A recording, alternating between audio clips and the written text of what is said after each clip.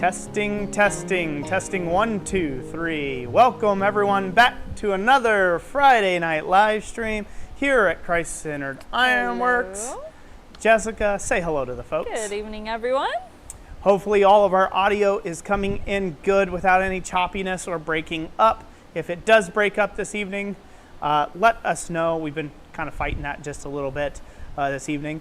But we've got some amazing news. As you notice, this is not a cell phone stream. You've got Jessica, window in a window. You can see her pretty face. Guess what we also have? We have camera number 2. Go to that one, Jess. Wah wah. Just like that. Hello, folks. Hello. And back to camera 1. So we are back to full multicam streaming, and I am looking forward to that. So it has been a hot minute since we've done that. So we're going to give it a test. We're going to see how well it goes with the computer. Hopefully everything's all green lights from here on out. But we shall see, indeed. So welcome, everyone. Hopefully everyone is having a great time out there. And for all you heat birds out there, I hope you're really getting your fill of Hades' backside this year. So I hope everyone has had a nice sweaty summer so far. and I am personally looking to freeze for the next several months. So here's hoping. Can't wait till snow flies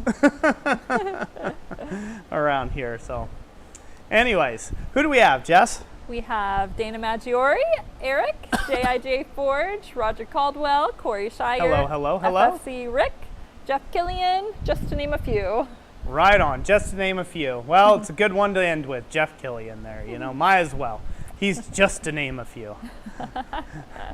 Better last than never at all, right? Better last than never at all. So, anywho, so in tonight's stream, I've got some good things planned. What we're going to be working on as our main project, this is going to be a forging stream. So, oh yeah, that's right, guys. Hold on to your hats. This will be a forging stream this evening. The plan is for this evening, I am going to talk about vessel work. I'm going to be talking about texture, lots of texture, try to show off a couple different types of techniques and forms of texture and how you can variate, how you can create variations and make pretty much out of one product, you can make multiple products just by altering the texture just a little bit and showcase all that off so you guys can see that for your viewing pleasure. So that is the goal for this evening. Tonight, we are going to be using a lot of the Treadle hammer behind me. I haven't been showing this thing off enough, and I want to sell more of these someday. So I want to show off this nice bit of kit, and I'm lazy. I like to sit down while I'm working, and so that's what we're going to do. We're going to be using that for a bunch of the texture this evening. Obviously, with a hand hammer, you can do it right there at the anvil, and we may end up doing some of that this evening as well, but we'll just see what we get up to.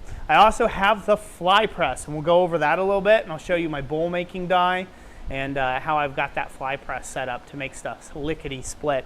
You guys have seen that in the videos before, but for those of you who are new here, maybe haven't seen it, that is a really slick piece of kit right over there for sure for getting production work done. In fact, Jessica, isn't that your favorite tool in the shop? It is. It is most definitely my favorite tool. In fact, we should paint it hot pink. But you probably wouldn't like that too well. I don't know. We might make it hot pink. We'll see. Better than blue. Better than blue. Anything's better than blue in my opinion. So, so anyways, any questions, Jess, or comments before we get going? Let's see. Corey Shire says, I'm going to try to stay with the stream today, but it is my son's 36th birthday today. Right on. Well, tell him happy birthday from here at Christ-Centered Ironworks. From me and Jess.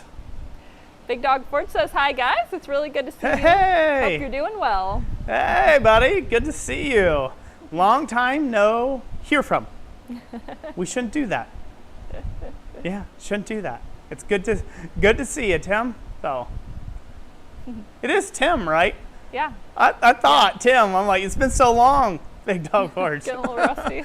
Been so long. Been so long. I'm starting to forget your name. Can't do that. No. Can't ghost the blacksmith community like that. So anyway, so cool. Glad to have everybody. So we have some exciting news right here. Bam, hard copy. Look at that. Boom. I'm super proud of this little item right here. So what this is, and maybe we might have to go to camera number 2 real quick. Yeah. Go to camera 2. Okay. People can see all the illustriousness. So this here has been co-designed by Jessica, me. It's been a collaborative effort, and my daughter Abigail. So my daughter Abigail, she's really into illustrating and drawing and doing those sort of things. And so we commissioned her to make to do all the illustrations in this book and put them all together. But as it reads, this is the Blacksmith sketchbook. We just got the final copy of this now. As you can see, the back cover of it's really cool. A nice little illustration. And I'm going to brag on my daughter for just a hot minute. My daughter actually hand drew. So she actually hand drew all of these scrolls. So all of that was hand drawn by Abigail. So like, you know, she looked at some pictures of other like gates and railings, and then she just free-handed all of that, all them scroll drawings. So I can't be more impressed with that. Jessica, do you want to go to a graphic real quick? Sure. So we have a graphic there, as you guys can see a little bit better. That's kind of neat. Does that show both the interior and the exterior? Why don't you talk about that a little bit? No, it just shows just the cover. So it shows just the cover? Yeah, I loaded up a screenshot of Amazon so that you guys can see that it's live on Amazon. And then we'll switch back over and have Roy show you on camera too. Yeah, I'll show you the inside bit of it here. I don't know how well that reads across since it's so bright. It's a little bright, but there you go. When you're turning it side to side, we can see it. Can they see that better like that? Yeah. There you go.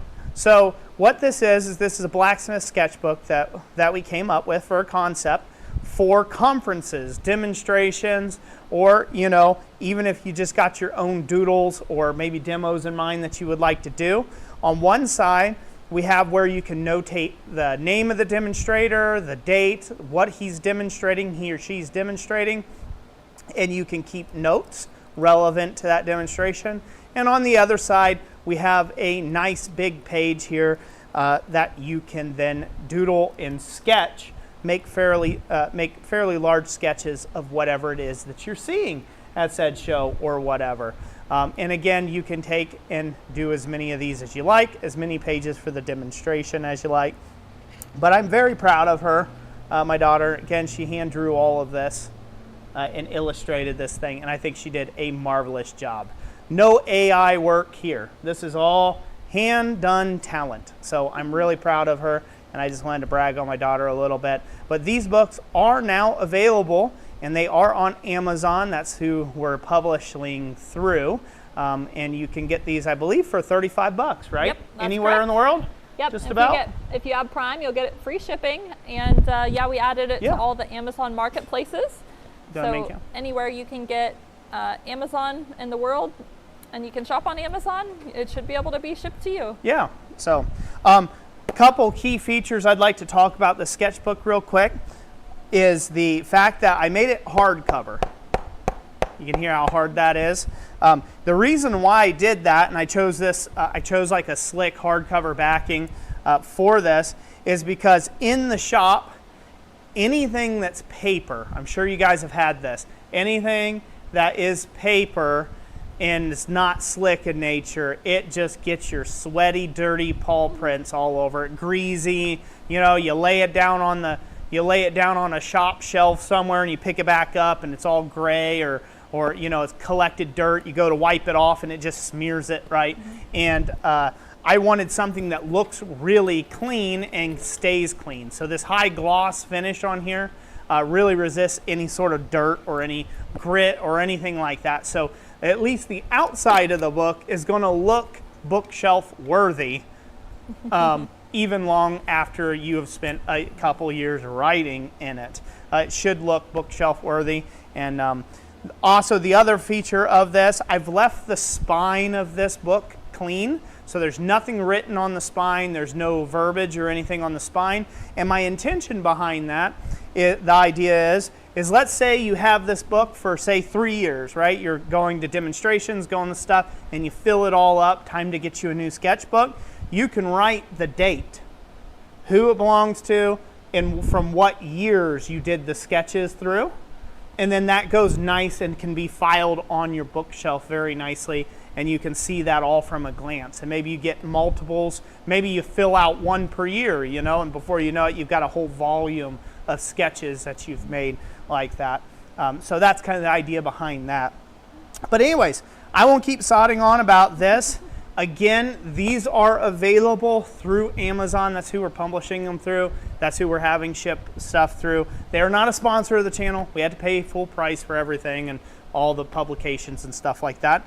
But it is easier to be able to get this book out there that way versus us buying 10,000 copies of these and trying to huck them ourselves. So it's a lot easier for us to have it done that way, which is great that we can even do that. Do such a thing provided through that way. We will have some of these, a limited quantity. We do plan on buying a limited quantities of these to go with us to Quad State this year. We do plan on being at Quad State. That's SOFA, or Southern Ohio Forge and Anvil, Quad State Roundup. We will be at that conference this year, and we will be there just to hang out and just to just gather together with people, sell our blanks, sell some excess tooling I got around the shop, sell some of these books hopefully, and pretty much just to hang out and say hey to people. And that's it. You know, that's our plan this year. So yeah, so be sure to be there if you're going to be there. That's the 4th weekend in September coming up. I forget what the dates are. Jessica might already have a graphic up on the screen for that. It is something you have to register for. And again, not a sponsor. They haven't sponsored this channel in any way, shape, or form, nor am I a demonstrator there. Unfortunately, they have not asked me, even though I've been part of SOFA for coming up on a long time. Coming up on a long time. Let's see here, 17 years, I think. I've been a member there almost. Well, no, not 17 years. About 15 years. About 15 years I've been a member there. So anyways, so be sure to come say hi if you are going to Quad State this year. And maybe if you don't want to buy it online, you can buy them through us. We'll purchase in a few copies to have on hand to take and sell right there at the booth. So that's enough of that action. I'll set this aside. That's all my sales spew. Don't you guys like that? Trust me, there'll be more later. Oh yeah. Oh. Roy's hungry. Roy's hungry. Oh, I will mention while we're making an announcement also, and since you finished your announcements, we are doing a sale for the rest of the month. So if you've been waiting to get some tooling or some blanks for us, or if you want to make the big purchase to go ahead and get a treadle hammer, which you'll get to see in use today, taking advantage of a sale like this will save you quite a bit of money. So we've got 15% off starting today through the end of August. And we will work hard to get stuff shipped out to you as quickly as we can. Yep. All right, back to you. Right back to us, huh? Yeah. Yeah, so it's the Dog Days of August sale, correct? We're calling it Dog Days of Summer. It doesn't. You don't Dog have Days to of Summer. Yeah. You don't have to enter a coupon code. The discounts are automatically applied, and it's to blanks and tooling, but excludes clearance items because we still do have a few clearance items already 50% off that we're just trying to get rid of, and then excludes custom orders. So if you want to order something custom with us, that's just regular price. Yep. Yep. Oh. All right. It's good stuff. Let's see here. All right. Bar Run Forge says, let's see. He said, Abigail is so talented and such a wonderful young lady. Well done, Jess, and I guess Roy too. I basically was the figurehead. I just like, yes, no, put more Change of that, this, do change that, do this. Sweet, bye. I'm more just a delegator of authority, that's all. I delegate authority, that's about it. That was my involvement in the book, but general design concept, premise, and then let them have at. Oh, worked out pretty good. I'm gonna fire up the forge so she can start getting hot. Okay. Big Dog Forge says, hopefully you'll see more of me soon. It's good to see you too. Hey, very awesome, Big Dog Forge. Oh, I do hope to see you again, see more of you soon. So, be great. You're like one of my favorite people online. So, like probably top 3 people online. So, yep. JIJ Forge says, are there any sale on digital downloads? Occasionally, but this particular one is on the physical products. It also, if you are a newsletter member, every month we are giving away a free download, and a lot of times that is anywhere of about $5 to $10 in value. So join our newsletter. We only do it once a month, and we give you behind the scenes too, so there's a lot of great value for you guys. Yep. FFC Rick says, dare you paint it pink, LOL? I daren't it. DLR says, greetings, nice to see you streaming, and thank you. I ordered 3 fleur-de-lis blanks and they arrived a week or so ago. Awesome. And also received free gifts. Awesome, glad they got to you. Good, so that is one bit of customer service that you guys will probably not receive with any other company but ours. I can't speak because I don't buy from any other company than ours. But one thing that we always do, there's a big ethos around here of giving back. It's what I've been about for forever since I started this channel. I think like a year into starting this YouTube channel, I've been finding ways of giving back, doing live streams and giveaways and things like that. And one of the things we do in the actual CNC business is we give some free blanks away with every order. It's just something that we like to do. It's a good reward for you as our loyal customers that keep you coming back, hopefully.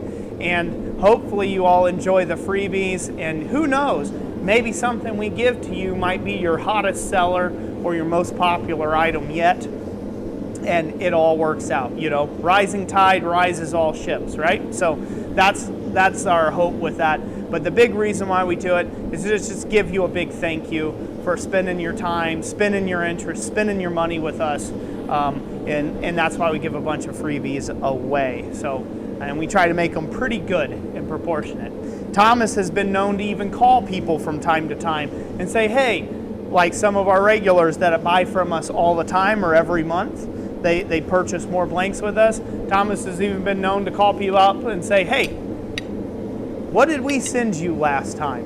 You know, what would you like? And we try to accommodate as long as it's not something crazy, like you bought us, you know, sunflower blank and then now you're like, Treadle hammer kit. I think I'll take one of those for free. So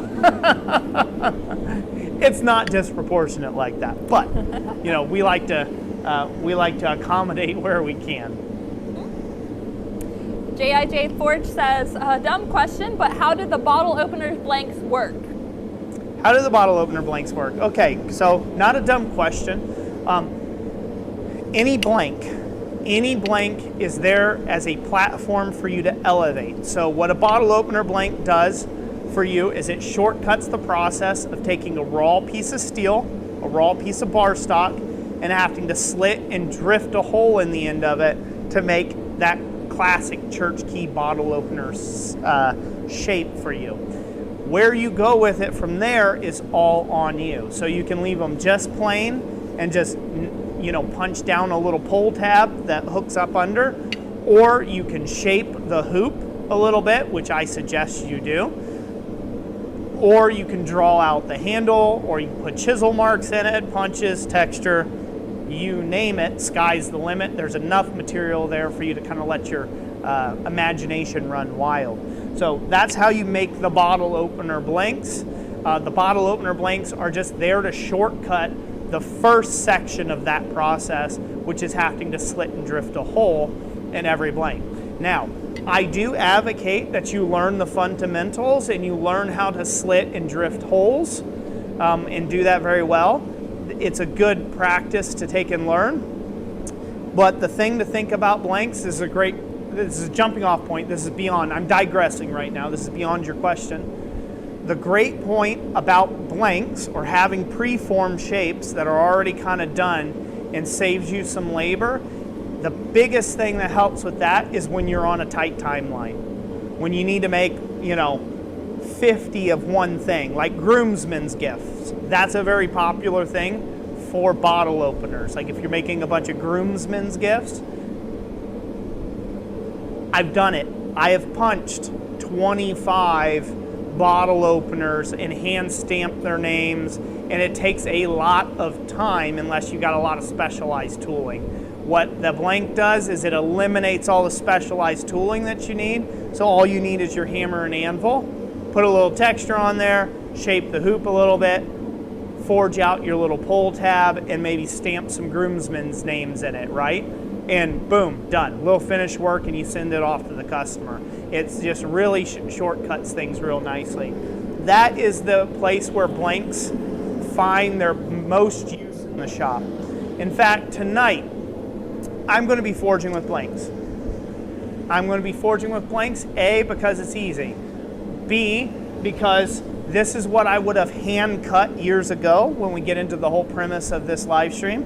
This is something that I would have had to cut out and file and grind on by hand years ago, but now that I have the CNC plasma cutter, there's no sense in that. I'll just start with a blank that I already pre-cut, you know, and you'll also see more complex shapes like this that would have been a booger years ago that I would have hand cut out with a Beverly shear and, you know, or a handheld plasma cutter that now I don't have to do, right? It just saves a little bit of time, and that'll get into, I'll talk about that with cells and things like that here in a little bit. But that'll lead us into the subject matter of the day. Hopefully that answers the question really well. I know I digressed a little bit there towards the blank side of things. Walk of the Platypus. We stream one Friday each month, normally the second or third Friday of the month. It just varies based on our schedule. And if you're interested, if you subscribe, that's one way you can stay on top of that. Also, we try to mention it on social media. So if you're on Instagram or Facebook, you can check us out there. Or best of all, if you join our newsletter list, which is free and we send out once a month, we announce just a couple of days prior to the live stream the date and time of that the stream. Yep. Let's see. So more questions? Because I have something I can go into. Sure, one more thing. Go ahead. Jeff Killian says, I always appreciate the great service and gifts. Thank you, Jeff. I greatly appreciate that. Is there any more comments or questions you got? You're good. Right now? Yep. Okay. All right. So let's talk a bit about the premise of tonight's live stream. Why, why vessels? Why texture? Why? What are we doing here? So I was thinking a little bit today. Jessica and I was actually talking this morning about entrepreneurship. There is a local homeschool group that our kids are a part of, and Jessica's a part of, and she does some teaching there as well. All the moms have to pitch in the homeschool group. They either have to be a teacher or a helper if your kids are going to participate in the homeschool group. And so we were talking about entrepreneurship and, you know, trying to inspire the next generation of entrepreneurs and things like that. And so it brought up we had a lot of good discussions about that and talking about that. But that kind of brought me to mind about one of my most successful things that I had ever done in my smithing career as a full-time smith. That means I made all of my bills 110% off of smithing. Nothing else, no other side projects, 100% smithing was my only thing. So now I have things like education and YouTube. I have like online and offline education with the YouTube. I go to conferences and shows, and then my main bread item right now has been the CNC work with the blanks on the supply side, helping other blacksmiths get their start and get their businesses built and become entrepreneurs as well. It brought me to mind my most successful product that to date that I can ever think of that really gave me the leg up, if you will, that really just kind of took off and kind of just made me as a smith, if you will, as far as for production smithing goes, and that was vessel work. So at the time we were taking and servicing the wedding industry, It's a very big industry out there, plenty of room, plenty of space for anybody who wants to take and get involved in it. But one of the main things that we were selling were vessels, steel ring dishes, everything all the way up to the size of bird baths, right? So large vessels, deep vessels, skinny, shallow vessels, all sorts of type of vessel work, hollow form work, if you will. And a lot of sinking and raising and things like that. My butter items have always been my chasing and reposé and like just my various other types of stuff, my pursuits towards the Baroque ironwork, French Baroque ironwork period. All that's kind of come a little bit later, but that's all been my butter items. I've always had those leanings, but those items sold few and far between. When they sold, I made a lot of money on them, but they took a lot of time to make as well. And I wasn't really making a living at the super high-end ironwork at the time. One of the things that got my foot in the door to do a lot more high-end ironwork jobs was vessel work, bowl work, and things of that nature. So as I've already previously said, I would take something like this little circle bowl, okay, this little circle blank here, and I would take a sheet of steel, I'd scribe me out a circle, and I'd cut that thing out with a Beverly shear by hand, file it up all smooth, and then go to work, add some texture, turn it into a bowl or vessel, a little bit of spray paint, a little bit of cleanup work and stuff, making it look nice, and then I would sell that. I might have his and hers names in it. I might make it out of copper, might make it out of stainless steel, might make it out of mild, who knows, right? And these sold incredibly well. A 4-inch bowl like this, when I was done, out of copper would net me right around $50. $50 for a little 4-inch circle like this, little 4-inch ring dish would be a $50 item for me. A little bigger, to about 6-inch bowls, I was getting anywhere from 110 to start with and went up to 150 a bowl. I went up to $150 a copper bowl or vessel. And I was doing about 30 of those a month. So you can do the math. That's a good amount of money a month to net yourself as a blacksmith. And the thing I remember most about that is, and what I'll hope to show you tonight, is with the same item, I've got 3 of them for a reason. I've got one in the heat right now getting warmed up that we're going to forge on. I'm just going to do 3 different textures. They're all the same item. They're all a 4-inch round ring dish. That's it. 4-inch round ring dish. Nothing special. The only thing I'm going to change is the texture across all 3, and I will have 3 items instantaneously that I can put on the website for sale. And I'll put these on my own Etsy. When I get done with these, they're going to go on my Etsy store, and they'll be for sale, and someone can buy them. Now, I will probably charge, probably around 60, 75 bucks for these now, a pop, and they will sell. They will sell at $65 to $75 in my store. I know what I can market them for, and that's what I will get out of them. But, so keep that in mind. Keep that calculations in mind. If we go to the high end and we say 75 bucks per, right? That's 2 1/4. Am I correct in that, Jess? 75 times 3? It's 2 1/4? Yeah.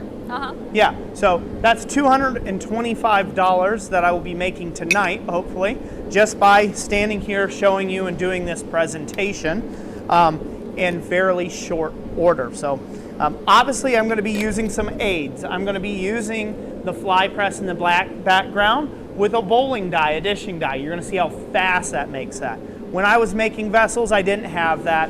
I had just a regular swedge block and hand hammer, and you can do it and you can form it in that, and it don't take that long to do. This lickety split in seconds, it's done. So again, gaining back time so I could make more of these in a day with different stylings.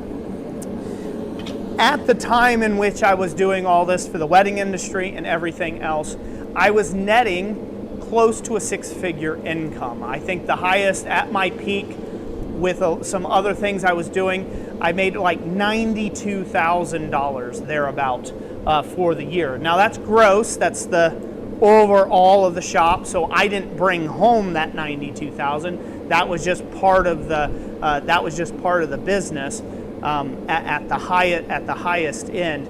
And it was getting more and more and more, and it was beyond what I wanted to continue to work for. I had other pursuits I wanted to do and other dreams, and so I retired out of the vessel making industry or making bowls or doing copper or any of that stuff. I've retired out of that. So free world there, folks. Plenty for you to do. Pretty much anything you can think of as a pattern or an item or some weird looking off-cut in that you can form into a vessel and give a little spit shine to, you can make money off of if you take and market it well and you get really good high quality photographs and things like that. So without further ado, let's get into this. I've talked longer than it would have took me to make these 3 bowls. We're gonna we'll go to the camera number 2, Jess. All right. Okay. And so as I prepare here, hopefully we're in focus. Are we in focus? Yeah, we're in focus. Good. So the very first texture I'm going to do, this item I'm going to use, hopefully my audio is still coming in good. You see audio? Yep, we're Everybody good. Sounds good? Yep. The first item I'm going to use mimics the cross peen of your hammer. So all this is a little stubby fuller. It's got about a 1/2 inch peen on it. A little 1/2 inch radius fuller here, and I'm going to use this in conjunction with my treadle hammer here to make a bunch of fullered marks in here. This is nothing special. You guys have probably seen this before, but I'm going to show you one useful texture nonetheless. So I'll bring this out. It's nice and hot. Do you need to move your camera over? I'm good. I'm going to get a few different angles. And I'm going to start right out at the edges, and we'll slowly work to the center.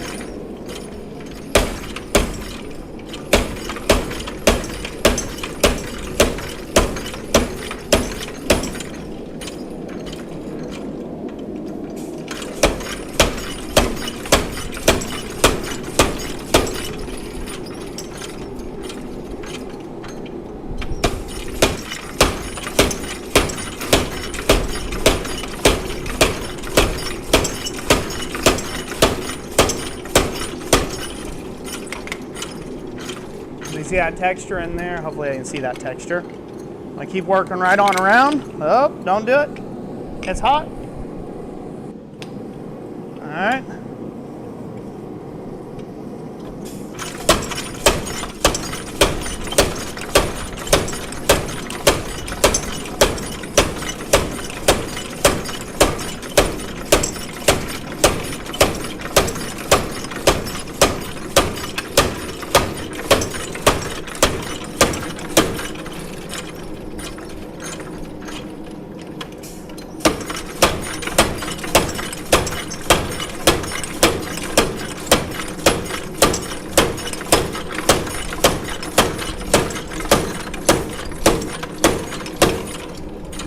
Okay, I'm going to stop there.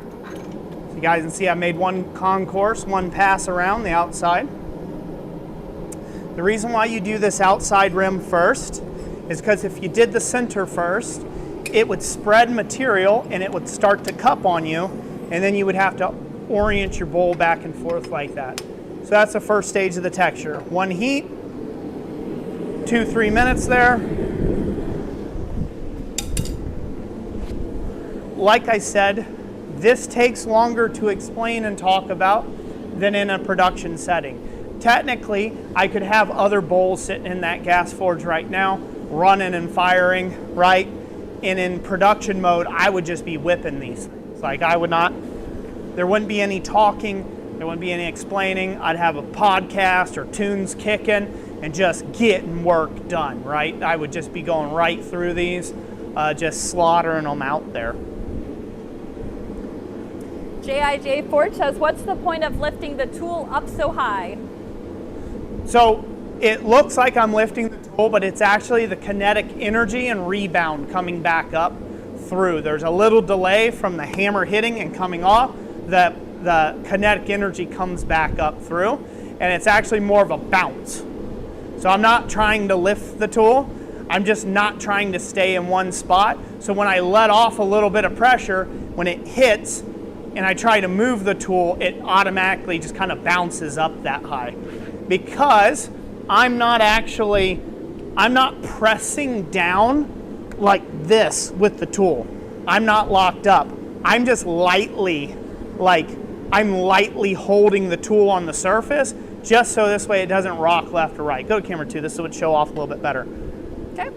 I'm not pressing down on this tool. I'm lightly holding this tool just enough so it goes where I want. Do you see how open my palm is back here? I'm not squeezing on this. There's tong clips on this for a reason. I don't want any of the kinetic energy of this hammer going into my body.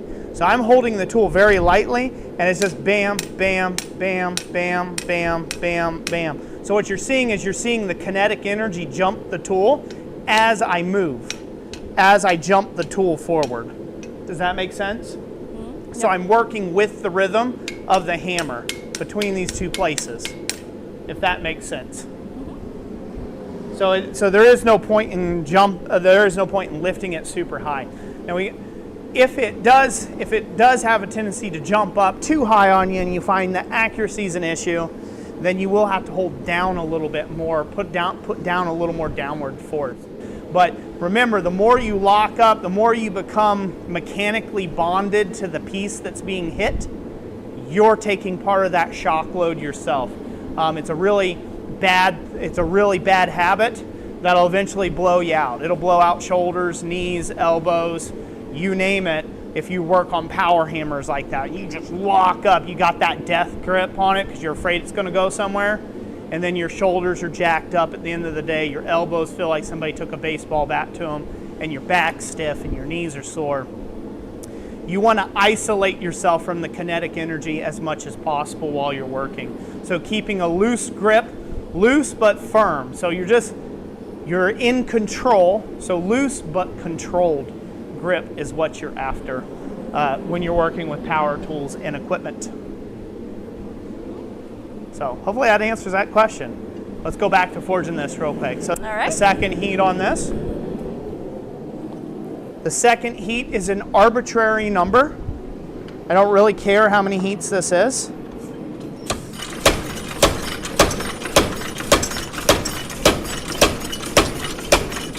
Do you see how my hand is? See how I'm holding it like that? It's the hammer is bouncing this. So now I'm just going in just behind the outside edge. So I'm starting a whole nother row.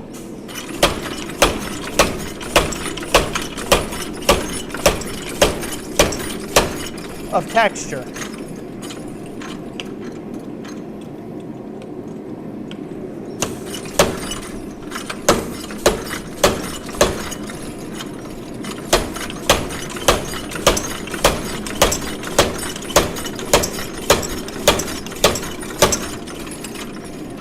As it gets cold, you'll see that tool jump a bit more too as well, because it's not sticky.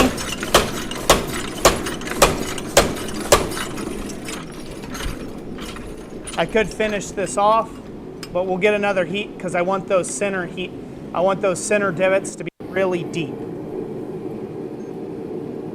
I want those center divots to be really nice and deep in there is what I'm looking for.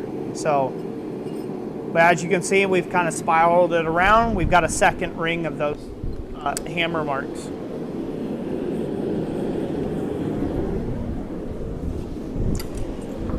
Now, this is what I would like to say. People who buy high-end ironware, they are looking for something besides the toned down, ugly, mundane iron that's out there. If they wanted a straight stick of stainless steel holding up their couch, they would buy that. They're looking for something different. They're looking for something with texture. They're looking for something that inspires them. They're looking for something that is unique and different. So, is anything I'm doing unique? Not really. It's not. But for who it's designed for, the customer that it's designed for, it's a very unique and different, interesting piece. You can't get this at a factory. This is a hand forged piece. And it is very much a forged piece. We are using heat and we are using hammering to displace material, which in essence is forging, which you can cold forge stuff. And so it can be hand forged as well. But you're using a means by which to displace material. That makes it a forged product. And it makes it a hand forged product because I'm using my hands to do so.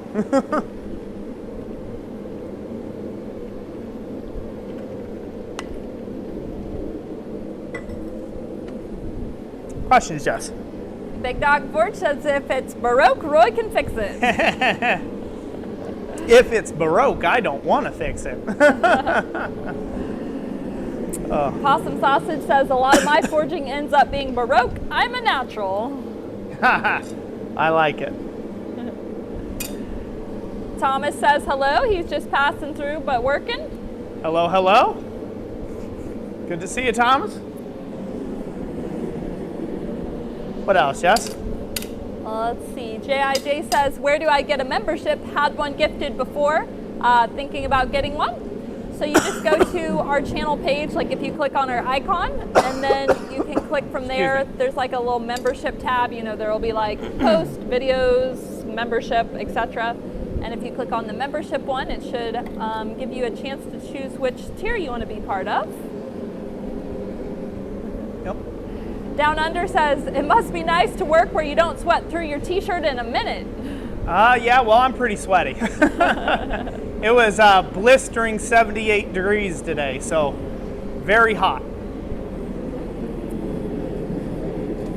Laura Kennedy says, do you have any tips for working a stainless steel? Here in a moment. Okay. Let's go to camera 2. Yep, you there? Already there. All right.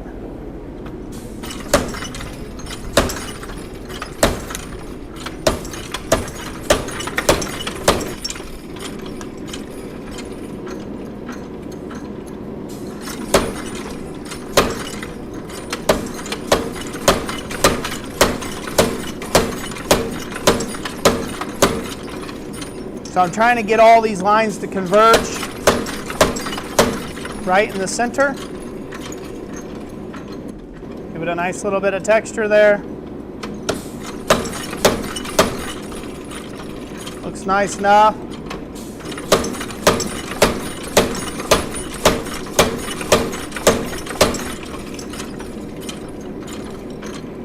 Just looking where I might need to give a little more texture to it.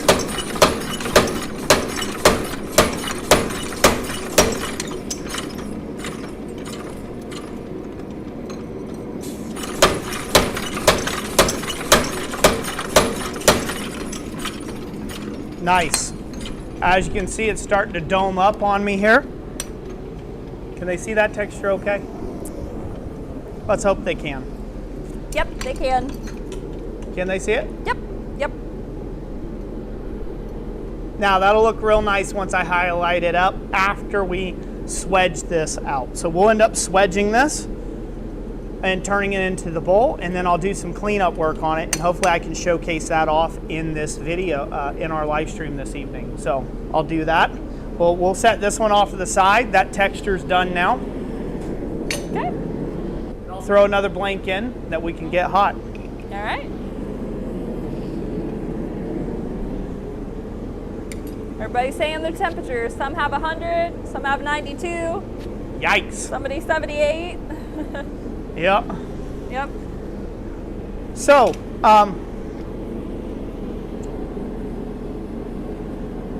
one of the things I hope will come across in this stream as a very encouraging point to you.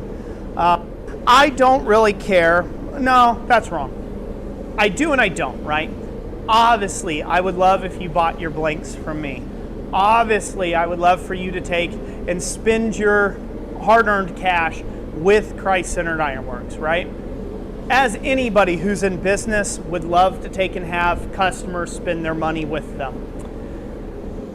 My aim with Christ-centered Ironworks here on YouTube, my aim has been with this channel for the last 9 years now, has been to encourage and uplift other smiths and to be able to help you all grow your enterprises, your businesses, your ability to go to shows, your ability to take and self-fund your hobby as blacksmiths, right? So you can start your own little piggy banks and tools, have your own accounts and things like that. That has been my goal from the get-go. When I originally started YouTube, my goal was, I hope I can make some AdSense money and supplement some of my income. That was my original goal when I started YouTube. Since then, I found a community. I found that I could help. I had things I could teach, and I had people who were interested in listening to what I had to say and were willing to learn from me, and I thought that was just as cool as can be. Thought that was pretty much the bee's knees, okay? So ever since that, I've been on a mission to help you all succeed out there. So with that being said, I'll preference all the rest that I say here. I don't care if you buy your blanks from me. I don't care if you do that. I hope what you'll do is that you will take these techniques that I'm teaching here on the channel. You're taking the techniques you're learning in this live stream tonight, and that you will apply it to your own business or to your own hobby and your own craft. So this way you can go further than what you could otherwise. I've already been down that illustrious bunny trail for you all, and so I have advice that I can help you with in order to maybe stop you from making some of the same pitfalls that I have done. Now, obviously, cross-peen hammer at the anvil, you could do the same thing. I'm just preferring to do the sit-down work over here just because I prefer it that way. So that's what I'm going to do. It's a good way for me to showcase off the treadle hammer as well and its capabilities. So I like doing that. This all goes into, there's a thought out there on the internet that you really just can't make it as a blacksmith anymore. The market's saturated, there's too many people, there's like a yada, yada, yada, there's 4 billion, everybody's selling S-hooks, whatever, right? There is this, that's a nonsense notion. If you're not making sales, it is because you personally are at fault. If you are not making sales, if you're not taking and doing stuff, something isn't right. Your advertising's not right, your marketing strategy's not right, your pictures suck. Maybe you just made a really terrible item that nobody wants. That's probably the last thing. I've made some ugly stuff at my beginning, and somehow there was people who wanted it. I don't even know why. I look back on some of my old photos of things I've sold, and I'm like, that thing was rubbish. It should have been thrown in the trash bin. I should have never let that leave my shop. But guess what? It sold. Somebody wanted it. Somebody bought it. So you don't have to wait until you are a master smith. You don't have to wait until you have 45 years of experience to try to take and do this whole thing or make a living out of it. You don't have to wait. You can start selling right where you're at right now. And what that may mean is that may mean blanks for you right now. That's where you're at. That's your current skill level, is starting with pre-cut, pre-made, pre-shaped kind of blanks, and then you're adding some texture, and then you're putting a price tag, right? You're painting them and putting a price tag on. That might be where you're at right now. That's who I service in this industry. I've seen guys way back in the day do demonstrations on making bowls, and they would start with a big Nozzell 4B power hammer, and they have a 4-inch chunk, you know, like a 4-inch round cylinder of steel, and then they would beat this whole thing out into a flat plate and make like a really nice serving dish out of. Does that mean that's how you have to do it? No, you don't. In fact, that's too much work. That's too much work. That's just ego. You can say, oh, look at me, I made this out of a 4-inch chunk of steel. At the end of the day, they made a flat piece of steel, trimmed it round, and then formed it into a vessel. So it didn't matter that it started as a 4-inch cylinder. That means nothing in the final result or final product. So by all means, use the shortcuts that you can to be able to get to where you want to be. That being said, blanks are not always blanks are not a replacement for good fundamentals. You need to learn a solid base of all the forging fundamentals and the 5 basic hammer blows. Watch the playlist I have here on YouTube for fundamentals if you're at that level where you're just getting started. Blanks are just a good way of shortcutting the time it takes for you to be profitable as a business or as a self-funded hobby. And it's very, very good for you in that way. It's a very great way of shortcutting the labor cost that's involved there.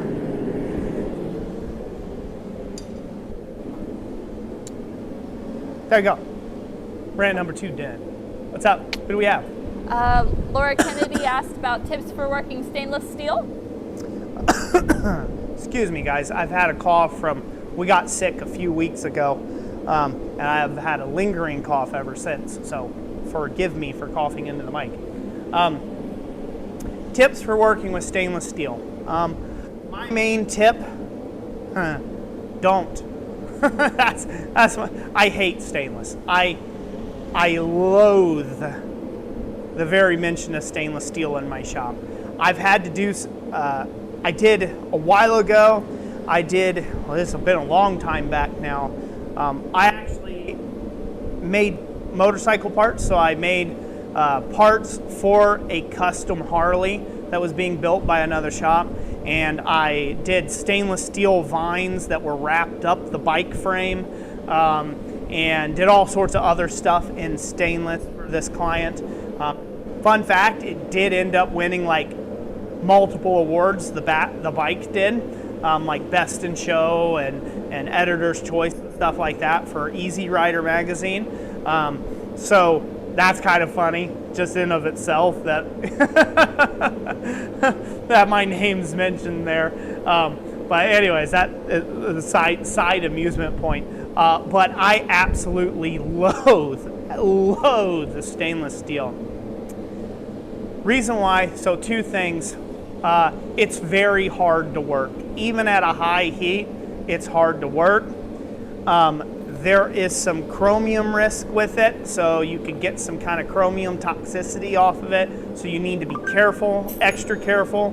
Make sure you're in a well-ventilated area if you're going to be forging with it, or welding on it especially. There are some health risks with using it. And believe it or not, it's not just stainless right out the womb when you're done forging it. You actually need to passivate it, and that takes chemical passivation processes to bring it back to its stainless steel qualities. Some stainless steel, you have to bring it to a certain heat for a certain point, for a certain amount of time to passivate it so it is stainless steel again. Otherwise, it'll rust, believe it or not. So after you've done all the work of forging it and you blew out your elbows and your wrist joints or sores all get out after you've tried to forge it. So that's my advice. Stay away from stainless if you can. If you do have to work with it, work it hot and put it back in the forge often. The reason why is it has a very short temperature band, a lot shorter than mild steel does, and so therefore getting it hot, taking more heats to do the same thing, even though you might be able to push it with mild steel for another 30 seconds to a minute at the anvil, you can't with stainless. You got to keep it hot and keep it malleable, because it'll go from a bright orange heat to a dull orange, and it'll be acting like mild steel cold. It'll already be that hard to work with and barely moving under the hammer. So I don't know if that's helpful to you, but that's my advice. That's my advice for stainless anyhow. I'm gonna go ahead and switch up my tooling here while we continue to talk. All right.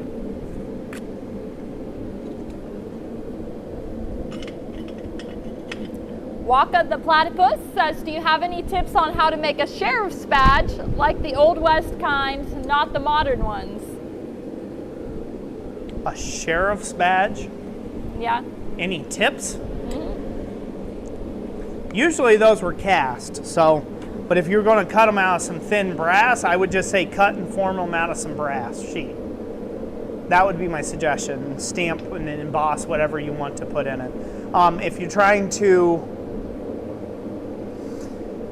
make like raised lettering and things like that versus it being sunken down, or like a laurel or something like that, you're going to have to sink it in a medium like some pitch, and then do all your chasing work, do all your repousse work from the back side, then flip it over, and then do your chasing work from the front side. It could be highly involved.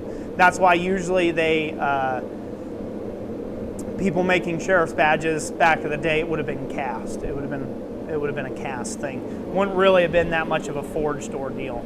If they did, they were really simple. Just a simple brass star with some brazed on elements so you can clip it into your clothing there. I haven't ever had to make one, so I have seen them. I have seen some historical examples. And from the looks of them, they're either made out of thin metal, very thin metal like brass, or they've been cast. They've been cast in brass. Very rarely are they anything else. So I haven't really seen many otherwise. What's up, babe? Corey Shire was asking about your first design for your bowl there. Is there a reason why you work from the outside in versus the inside out of the design? Yeah, so I mentioned that while I was doing it. The reason why I'm working from the outside in is I'm stretching the outside edge first. If you don't do that, just like I showed you, let me grab this here. This thing, I'll go to camera number 2 real quick. All right. This thing now, since I worked in the center, you can see it's not flat anymore, right? It's cupped.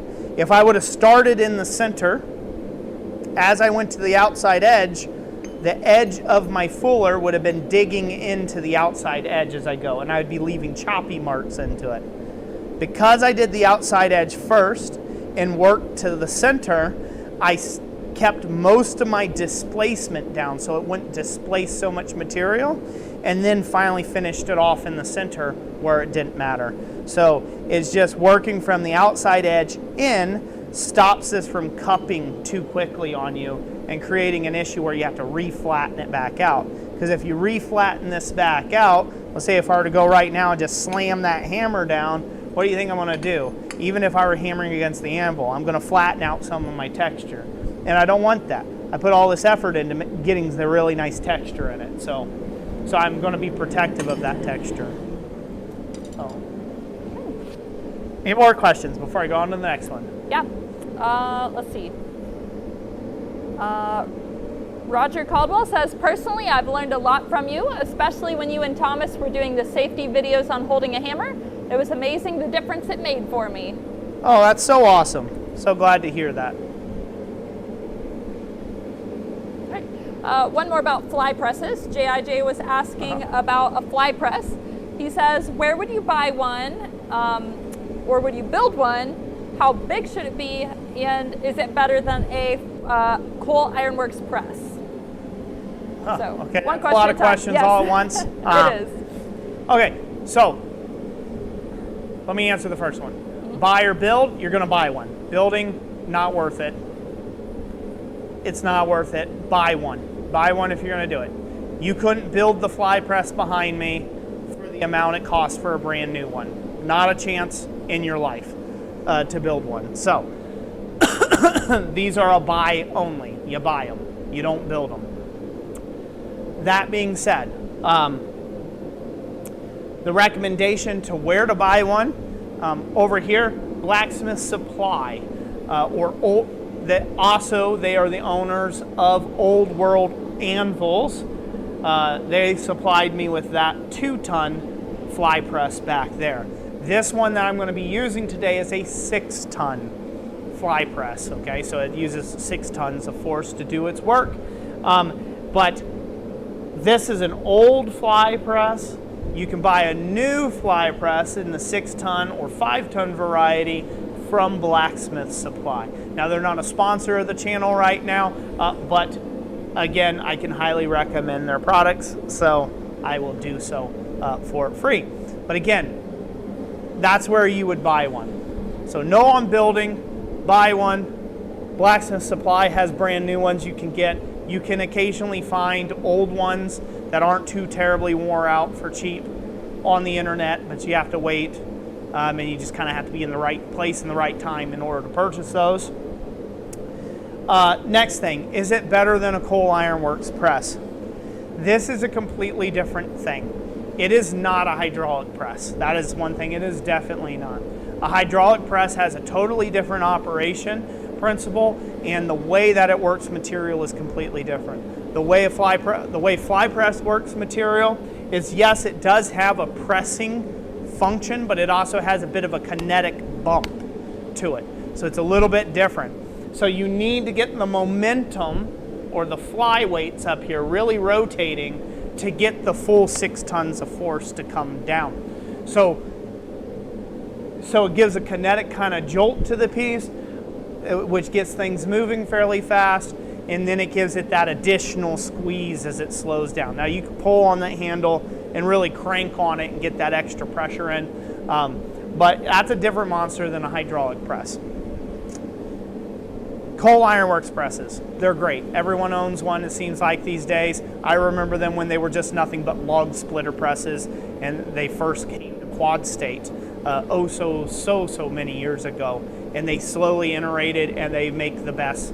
They pretty much make some of the best hydraulic presses that you can buy out there. The downside with hydraulic presses, if you're building one, if you don't design it right, there is a downside to hydraulic presses with runtime. There's filters you need to change. The fluids are not forever in them. They can cause a mess and start leaking on you. Again, hydraulic fluid is not inexpensive. It does cost money, and they require electricity, and they're also fairly noisy. That being said, if you've got the shop, you have the space, you have the ability to put a hydraulic press in your shop, it's going to do a lot of work for you without any labor on your part. This right here, you're still going to have to swing a handle, right? You're going to have to pull that handle around and whip it and do work with your body mechanically. A hydraulic press, you don't have to do that. You pull a lever and whoop, squishy, squishy. So totally two different machines. So I would not call a fly press better than a hydraulic press, or a hydraulic press better than a fly press. They're two separate machines. They're just tools. So there we go. Is that good? Yep. Jeff Killian asked if you're going to touch mark your bowls. I probably will, if I'm selling them in the store. Yeah. I'll switch up tongs real quick. I found with the last one I need a little shorter pair of tongs. So, all right, let's go to camera number 2. All right. All right, so this one is going to simulate the rounded part of a peen. It's a pretty broad peen hammer. But I want to use a ball peen action in here. But I'm going to overlap my hammer blows as I go around.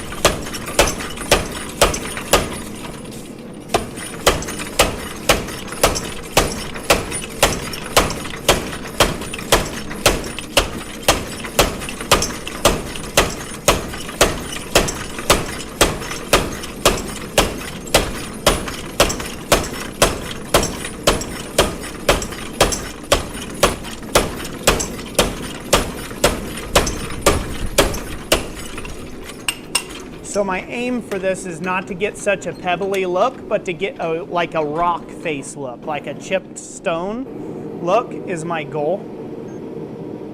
So that is the goal of this piece, is to take and get more of a rocky look to it and not a pebbled look. I'm not going for a pebble texture.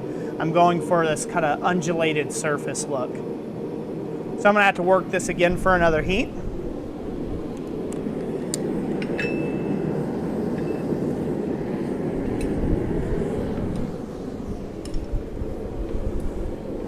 And we'll keep working this. All right. Now, if you do texture a bowl, if you're texturing vessels and bowls, you always put your mark on bottom. So you need to put your mark on the bottom of the piece. You don't need to put it on the front side of the piece. People want to look at all that gorgeous texture. They don't want to see who it's from. So put your touch marks on the back side of the piece where they're not really seen. So when somebody says, I wonder who made this, just like a piece of pottery, they flip it over. Now they know who the maker is. So just a little pro tip there for you for professionalism, especially in the high-end art world. Roger Caldwell asks, I know you've made your treadle hammer tools, but could you use a regular ball peen hammer? Yep. So you use a regular ball peen hammer. You can use that at the anvil, or you can have a dressed flat face on the, the main face, and then use the ball under that treadle hammer, assuming you've made the dies out of mild steel. These dies are just mild steel dies that are in here. These aren't high carbon, they're not hardened, they're nothing like that. They're just a mild steel die. And so they work out great for all this type of purposes. So Eric says, marketing can be tough, especially for those of us that are technically challenged. Some of us struggle with simple things like typing. Yeah, so it can be tough. So it can be tough, certain elements of it. The biggest thing about marketing, you don't have to be a savant. It's something you get better at with practice, like anything. You don't ever get masterful at anything just by thinking about it. You have to go out there and do, you have to try, you have to fail, you have to try different strategies. Marketing your ironwork is no different. It's the same thing. The biggest thing that I think that has made Jessica and I so successful with marketing online, our ironwork and our products, is I have a strict adherence to creating a customer experience. I like to call it the Hobby Lobby experience, right? As soon as I said Hobby Lobby, anybody who's ever been in one knows what I'm talking about. It's not the visuals, it's the what? Smell. Everyone knows exactly what I'm talking about. That's not by accident. Hobby Lobby literally sprays the same type of deodorant, if you will, the same type of fragrance or perfume in every Hobby Lobby store, so they always smell the same. Doesn't matter whether you're in New York City, you're in LA, or you're in Iowa, they all smell the same unilaterally across the board. When you walk into a Hobby Lobby, you're like, Hobby Lobby, let's go buy some random Chinese junk I don't need to decorate my house with, okay? That I'll sell in a yard sale a year later, okay? Everyone has the same experience, but it's part of that experience that draws you in, that apple pie, pumpkin spice smell they bring you in with. Well, if you think about how that's constructed, if you think how that's construed to market to you, the consumer, you need to do the same thing. That's challenging to do on the internet, but that's where you build out the experience when they come and they click on a listing. What is the customer seeing? What's interesting about this? What emotionally drove them to taking and wanting to see more about this particular item, or you as an individual, right? And you have to draw your customer in through the experience process and make it experiential from the start. When they first see the item, it's all pretty and beautiful with good camera photography done to it, right? Everything's well lit, right? Then they're like, this is so beautiful, I want to find out more. Your pertinent information needs to be there, right? And then you can go into like, and this is whatever, it's, this was sprinkled with essence of sea bass or some garbage, I don't care what it is, some frou-frou-free nonsense, You bring it down that level and you lead them down that sales funnel rabbit hole till they're ready to make the purchase. Because 99.99999% of all purchases are made online, are emotional ones or in person. People buy for feelings, they do. I'm hungry. I don't want to wait till I go home. I guess I'll buy McDonald's. Impulse, hungry, feelings. Not that it's practical. No one would ever argue it's practical to eat McDonald's, ever. Like, it's not that great of a place to eat. Terrible burgers, terrible everything, terrible service. Nobody wants a punk kid, that's looks like he's 12 taking and spitting in your fries, right? And like, here you are, like, terrible service. You don't want that, right? Like, nobody actually wants that. No, you're hungry right now, and you don't want to wait till you get home. And then you have to dry out the pots and pans. You got to cook for yourself. I want to be lazy. And then you buy the fast food, or you buy Taco Hell, or whatever, right? And that's what you go into. So 99.9999% of all purchases are experiential purchases. They are all bought on emotion over practicality. So keep that in mind when you're marketing. How do you bring in the customer? We talked about certain things getting, pictures in front of a toilet before, right? That's not the experience you want to be selling to your customer. Let's go to camera number 2, Jess. Okay.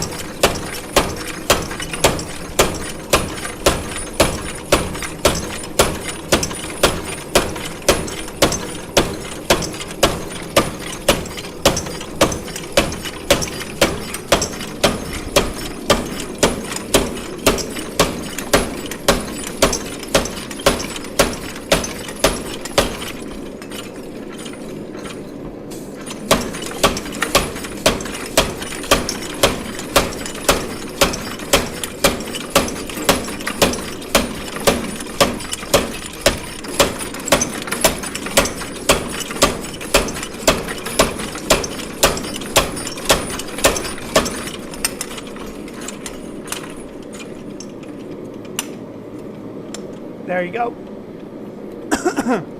As you can see, that's more of a rocky face texture. A lot of heavy texture in that. Again, as an artistic art dish piece, this is what you're going to want to take and showcase to people.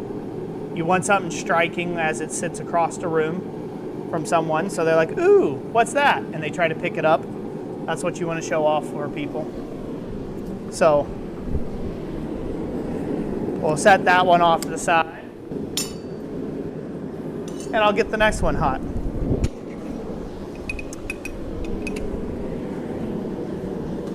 So I'm sneaky.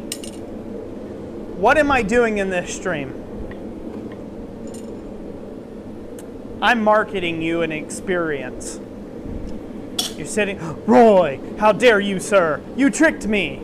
You tricked me into being here. I did indeed. I brought you in with education And then I slipped the wallet out, took a few dollars off you, boom, put the wallet back, let you go.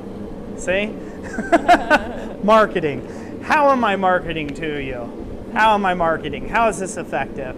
I am subliminally putting out to you while I'm sitting here forging in a life of ease using this treadle hammer, right?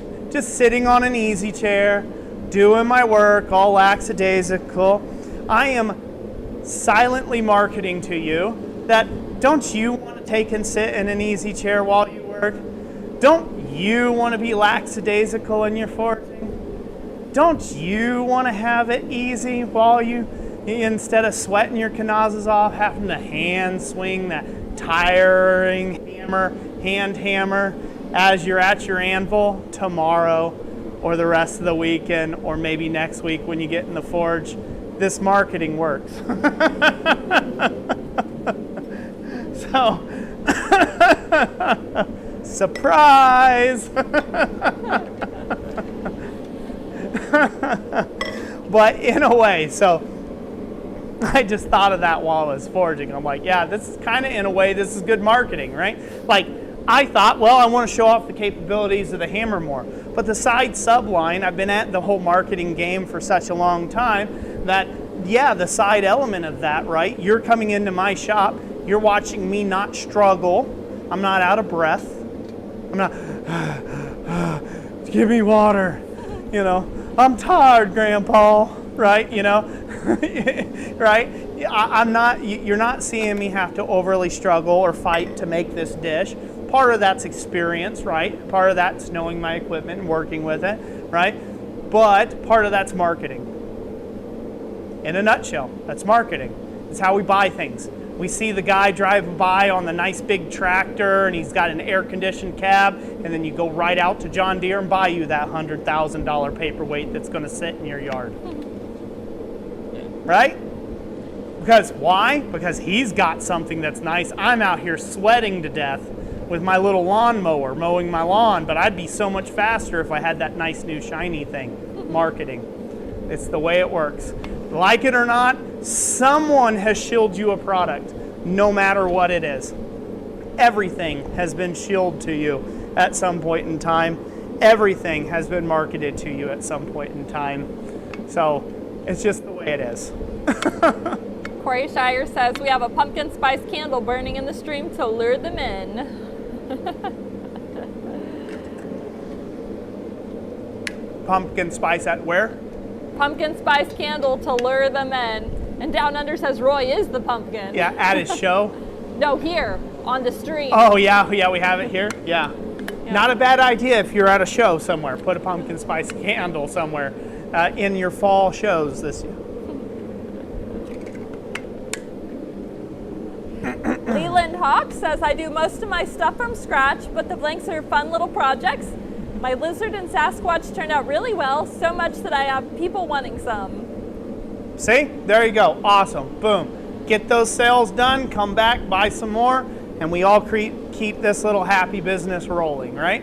We keep you employed, gainfully employed, you keep us gainfully employed, and that there is the beauty of capitalism and commerce. So, Thomas says, make his Monday even more interesting with all the orders he needs to get out. We hope, Thomas. We can only hope.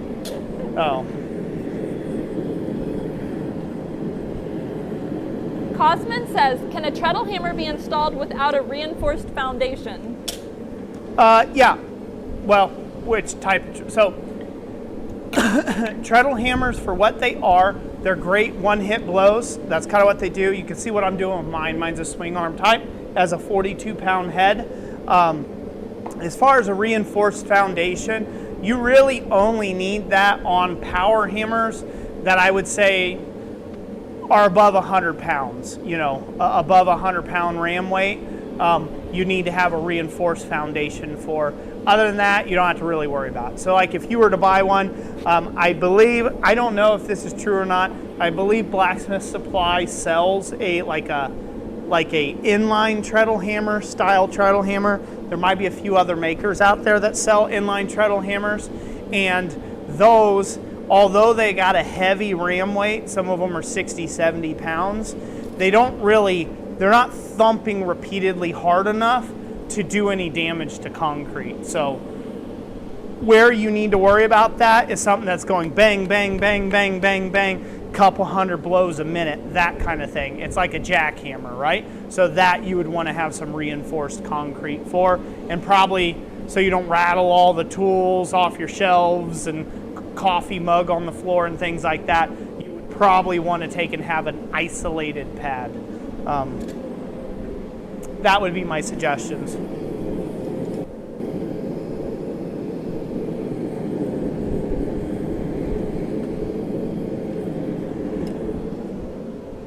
Questions, Jess? Yes. Possum Sausage asks if you know your thread pitch to your 6-ton press and how much travel per one revolution of the handle. Do not know. Do not know. Haven't ever had a need to want to care, to be honest with you. It squishes stuff. It just squishes stuff, and that's good enough for me. It just does, it does the squishy thing, you know, so that's valuable enough. Dana says, I like how Jessica just sits there smiling. I do a lot of that. Thank you. Yeah, she does do a lot of that. Just nodding her head.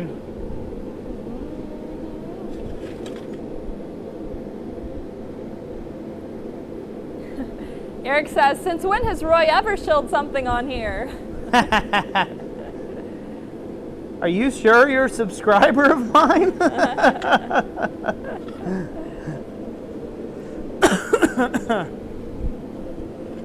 Spencer Coote says, help me, Obi-Wan Kenobi, you're my only hope. Help me, Obi-Wan Kenobi.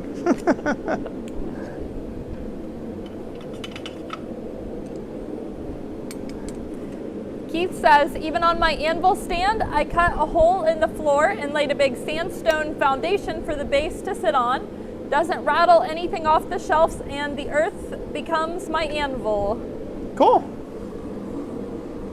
Olga's sitting on 2 concrete pads that are buried 2 inches deep into the ground.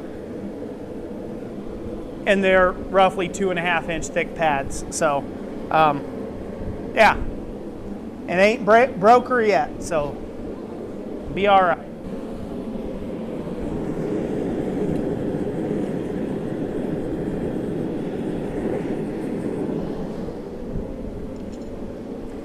Troy says, what is the wind speed velocity of an unladen swallow?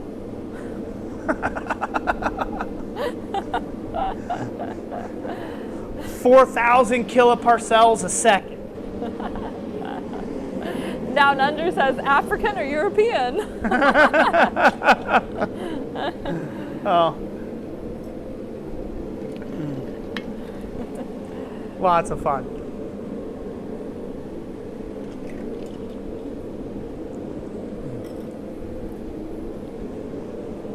Troy says, how about a scrolling lesson? LOL. Do you really want me to do that, Troy? Do you really? Because I can. Oh, I can. So.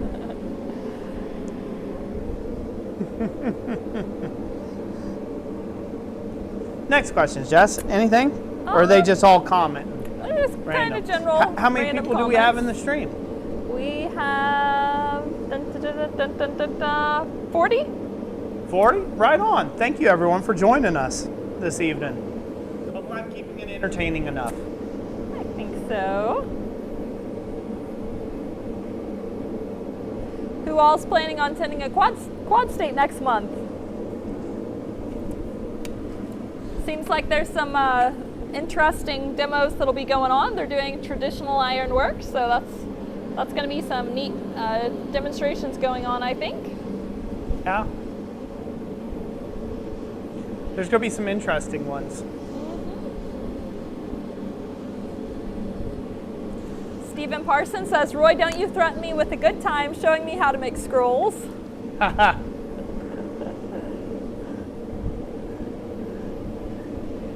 Shelly says, I wanted to let y'all know I was having trouble with my hammer swing and couldn't figure out what I was doing wrong until I watched the video with Roy demonstrating proper technique with you, Jess. Thank you. Awesome. That one's been a while ago, though. Yeah. Like 7 years, maybe. Yeah. Well, glad that was helpful. Yeah. Glad that was helpful. Sometimes it helps to see somebody correcting another person versus just somebody standing there doing it correctly. It's kind of hard to see without a reference. Troy says Eli and him should be there. Cool. I'm looking forward to it. Roger Caldwell says Jeannie and him have their tickets and reservations. Right on. Look forward to seeing you, brother. All right, we ready at the anvil? Yes. Ready to go? Yep. All right, go to camera 2, Jess. All right, so this one we're going to do a fun little deviation with. I'm going to use a pretty much an eyeball punch, like an eyeball tool punch, if you will, or a rivet set. I'm going to find roughly the center of the bowl. I'm going to punch that in.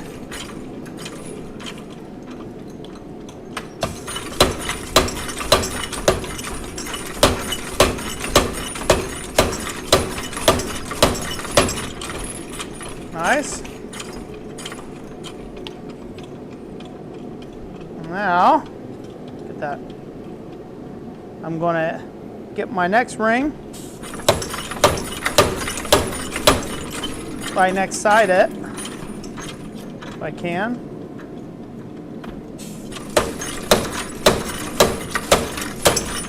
Oh, double hit. I'm not going to like that one. It's okay, I'll come back to it.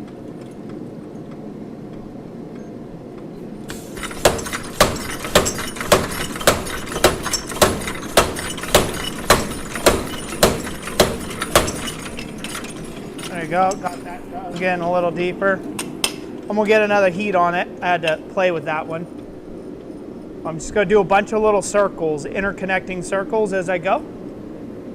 And go right on around with this. And you'll hopefully see how this comes out. This is gonna be a little bit of a fun thing.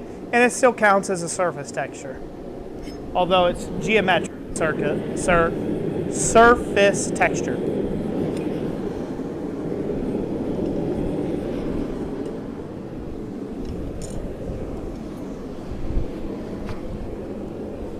It's a fun way of experimenting with different things. Shelly says, I don't know how I missed that video. It's been a long time viewer. Yeah, we just have so many videos. Sometimes they get missed. Yeah, 2,300 now. Mm-hmm. Over 2,300, so.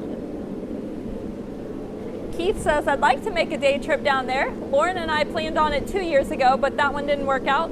Then we had a 1-month-old this time last year. Mm-hmm. Now it's time for you to come on down. Mm-hmm. Make a day trip. It's worth every minute. Down Under Farm and Forge says, hey Jess, are they bought tools that Roy is using or did he make them? Made them. Have an entire video playlist series on the channel of making that tooling. Tong held tooling, yep.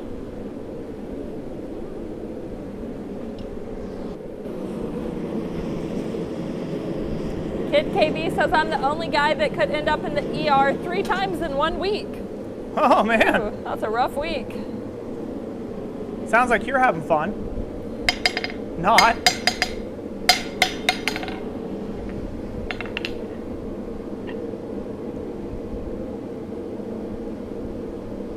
Spencer Coote says, my anvil stand is a bunch of telegraph poles glued and bolted together. As long as they work. As long as they work.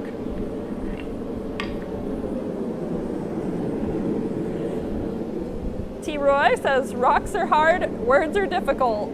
Rocks are hard, words are difficult. I agree. Go to the anvil, please. All right.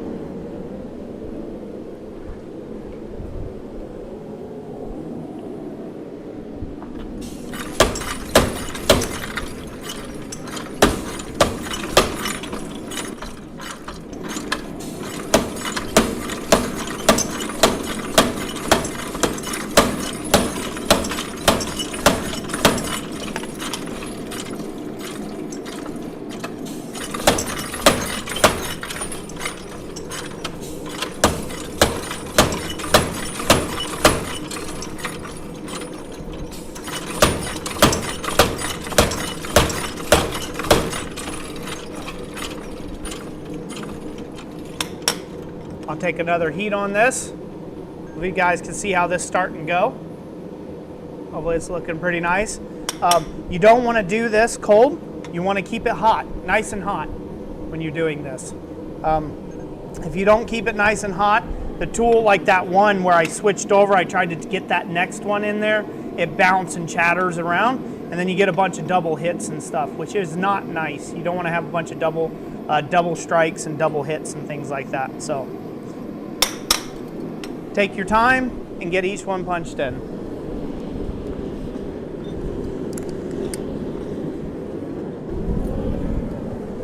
This is assuming you actually want to make something like this. Again, I showed you 2 simple textures and I'm going one a little more elaborate, something a little more contemporary and unique, you know, a little bit not contemporary, more modern. I'm going for a more modern style vessel, ring dish, you know. And who knows which one will sell. Sometimes the texture ones sell better, sometimes the other, you know, more modern styles, some contemporary styles sell better. Sometimes it's abstract styles. The point is, you can take one product, one simple item, a round disc, and you can just variate one thing about that item, and you can create multiple different products as long as the change is different enough, visually striking enough. Now you've got multiple different pieces and products you can sell.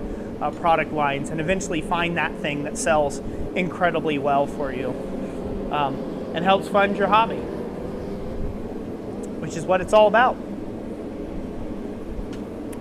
Kid KB says, broke my tailbone, then face planted at the hospital and broke my nose and had the cops do a well care check. Youch. Tailbone, then nose, then welfare check. Good Lord, brother. Yeah. You've been through the ringer. Well, I'll be praying for you, Kid KB, that your nose and your tailbone heals up smartly and quickly. And then if you do have to get a nose job, I pray that they give you something better than Tom Cruise. You know, something nice. I don't know. Who has a nice schnoz out there that you've always wanted to look like? I have no idea. Who has what GQ model has a really nice schnoz?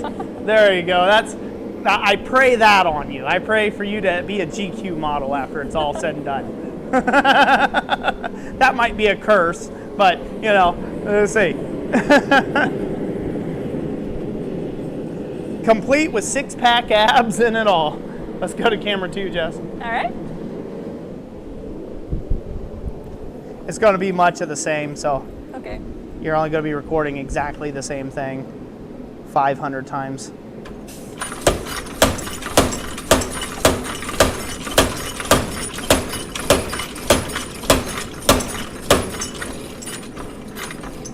I think I can just get this one.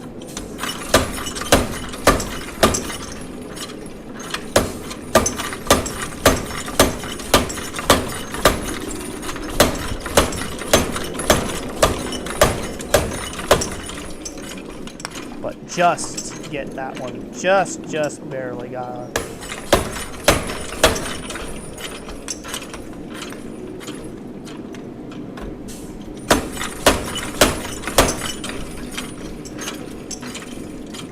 Stacking up the circles, stacking up rings in the ring dish. Camera 1, please. All right. All right. What else we got, babe? Let's see here. And they're probably only seeing like the top third, top neck of you. I'm turned off at the moment. Oh, you're turned off? Okay. Yeah. Jeff Killian says you could do the Olympic rings. Yeah, link them all together. Get sued for trademark infringement. Oh, yeah. Keith says, any thoughts on a Fulton anvil for $4 a pound? From what I can find, they are cast steel, probably made in Colombia. Vulcan? Fulton, with an Fulton? Fulton anvils. Yeah. I've only seen a handful of Fultons, and they seem to be nice. I've never worked on one. $4 a pound isn't overly expensive, so that's definitely a used anvil price market. So if it's nice, yeah, pick it up.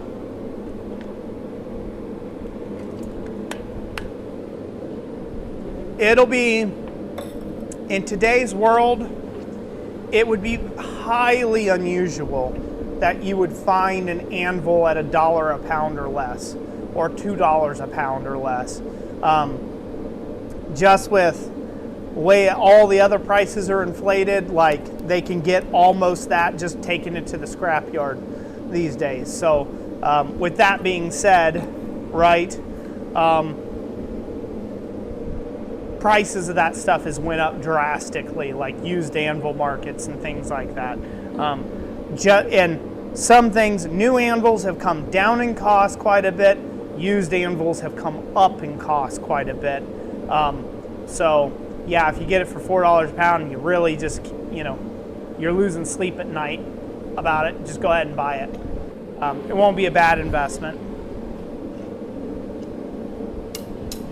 Kid KB says, I've been told I look like Michael Jackson. Who's that? Kid KB. Kid KB. With the accidents. With the accident? Well, no, he didn't say anything about the accident. I was about to say, dang, that took a rough turn.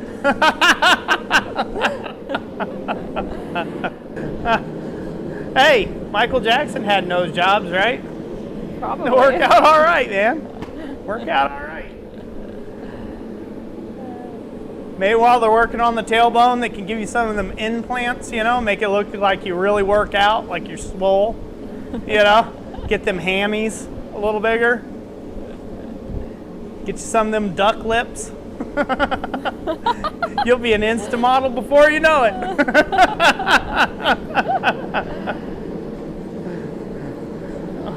All right, back to the anvil, Jess.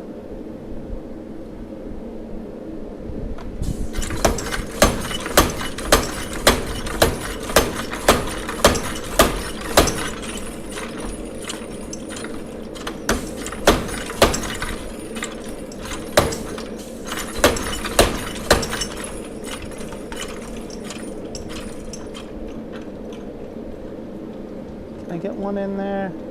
Yeah, I probably shouldn't snooker it.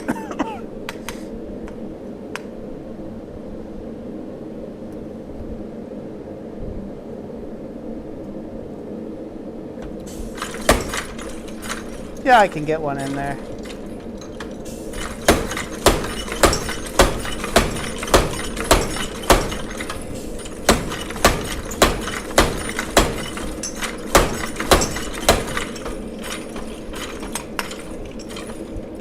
Flower pedal. Put another heat on that, drive that one in a little deeper.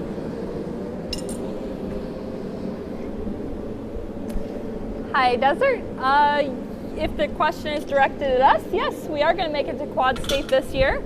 The dates for that they have posted on the website is September 26th and 27th, which is the fourth weekend in September. Mm-hmm. And we plan on being at our usual spot.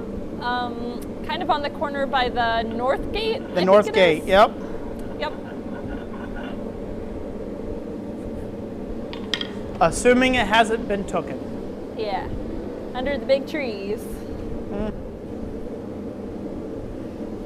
Shelly says the same anvil I bought a few years ago is now about $200 more. Yeah, yep. They're not really a bad investment. Now, there's guys who have made bad investments in anvils because they thought that was going to be their retirement.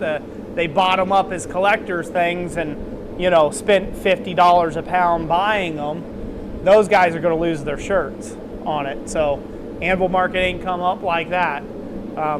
So, yeah, don't be that guy or gal, but, definitely $4 a pound. That's pretty average. That's an average price rate for a decent anvil. Not too bad. What else babe? Troy says, Quad State is in a town with a great name. Just saying. I don't know if it's that great of a name. I wonder if there's anywhere in the U.S. where there's a Roy. Like a Roy? There is. What state? I don't know. But I know there is. I'm curious now. There has to be. Royville. I know there's definitely Adams and Adamsville and stuff like that. Adams counties. Yeah. Yeah. Yep. There's lots of Adamses out there.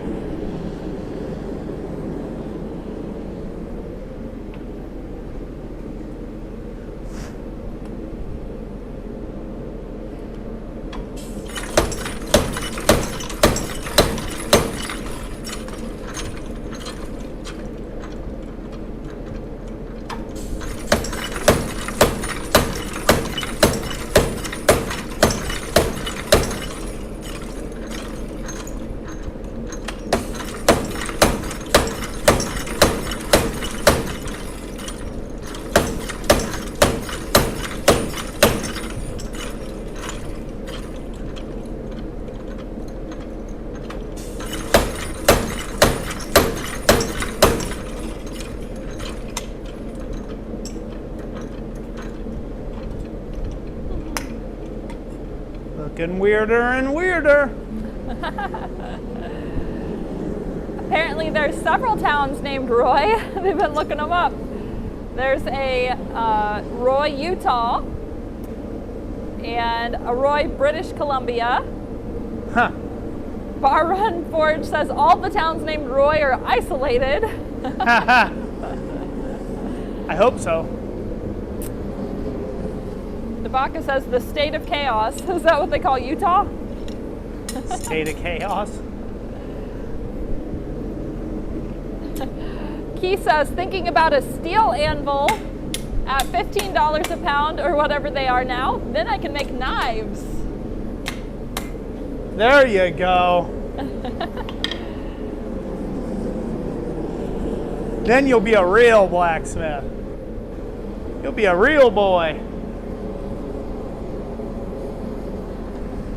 Kid KV says, nurse saw me hit the sidewalk, said she had never seen someone bleed so much, had 4 nurses on me in 30 seconds. Well, at least they didn't leave you there. Yeah. Well, you win some, you lose some.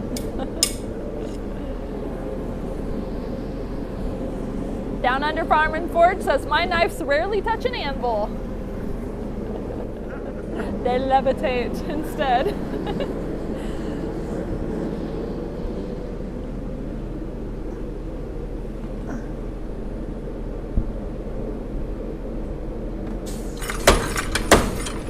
Dang you.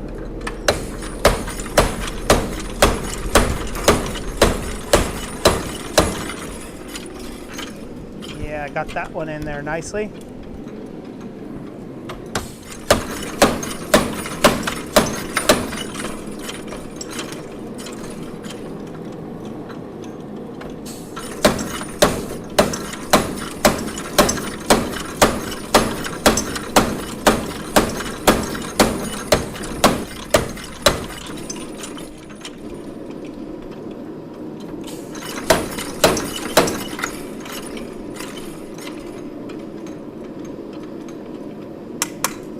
They get it hot again.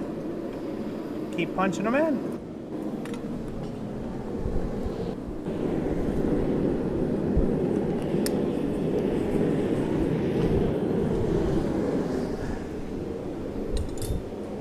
So for the for the 2 ring dishes with a simple texture, those I'll probably sell for probably $7,500 a pop.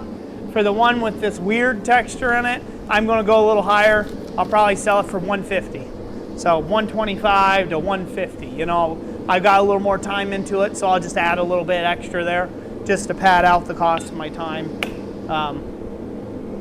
But yeah, it's going to work out okay.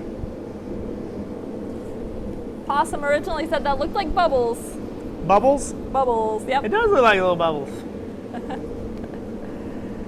CJ Boots says, holy popsicle, I'm actually free to watch your live stream. Woohoo! Oh.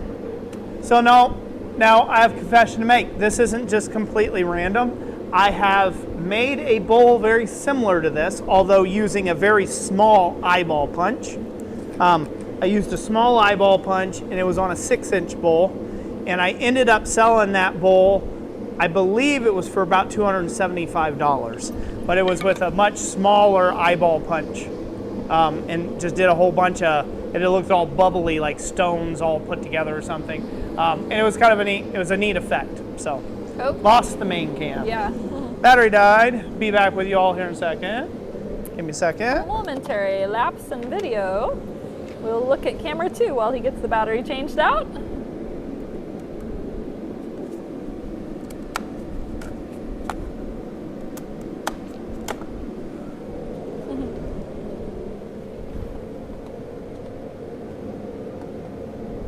Kid KB asked if you ever need tinted glasses, or does the camera just make it look brighter? Camera just makes it look brighter.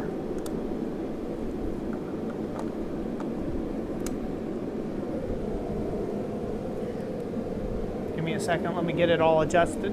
Okay. Focus Donnie, and whatnot. Donnie says, just jumped on. What are we making? Today we are making some bowls with various textures, so showing how you can make them fancier. You said it was Donnie? Yep. Hello, Donnie. Stick with us, folks. Stick with us. Trying to get some... Entertain them, Jess. Yes, that's right. Entertain the peoples. Entertain them indeed. I shall entertain you. Entertain the peoples of the interwebs. I shall entertain you. All right, we should be good to go. You should be able to go back to the main cam if it's live. Did it pick the feed up again? Yes, yes it did.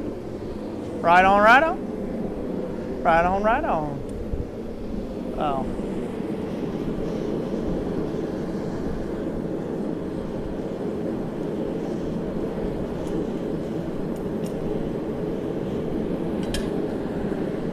All right. It's not a question of Jessica entertaining the peoples. The question is Jessica entertained by the peoples? That's the main question right there. You make it sound quite challenging for them.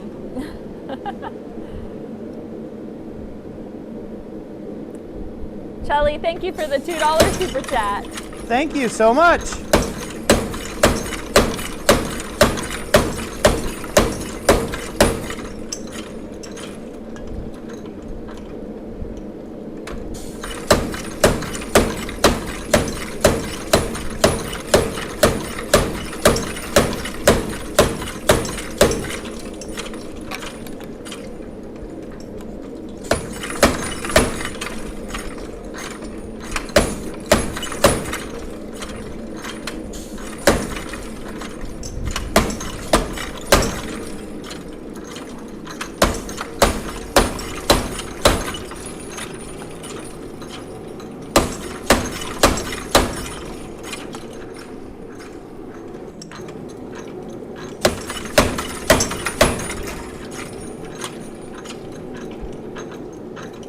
Just cleaning all these up so this way they all look nice.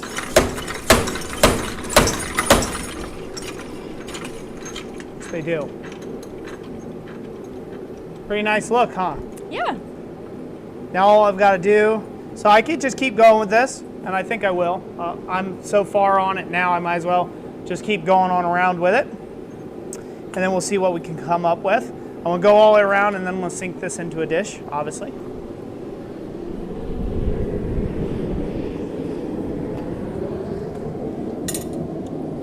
Give somebody something to look at. Something to be entertained by. Oh. Back to the main cam. While we're waiting on that next heat, yeah. Would you tell us a little bit about some of the features about the Treadle hammer, or what makes it special? Excuse me.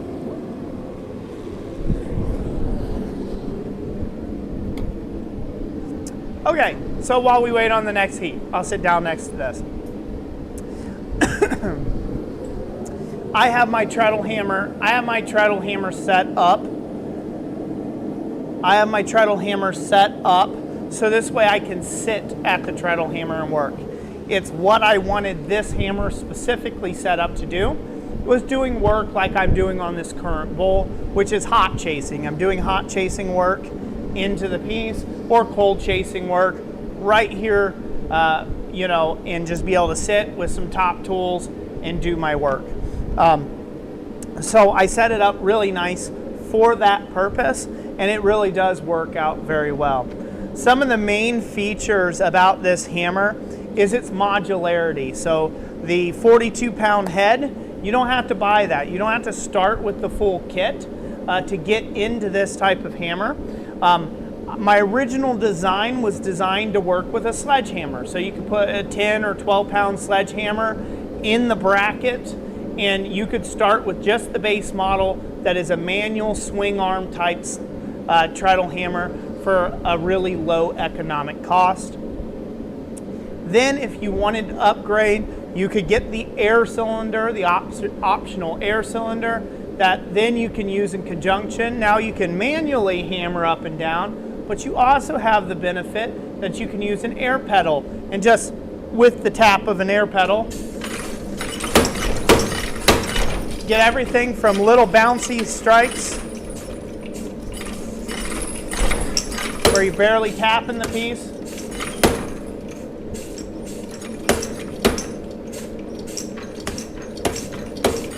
see how light that is? The full-on blows out of it. So, you know, just by working with the bounce and working with the rhythm on that. The other big benefit is like the springs on it. They're trampoline springs. They can be bought anywhere where you can find trampoline springs.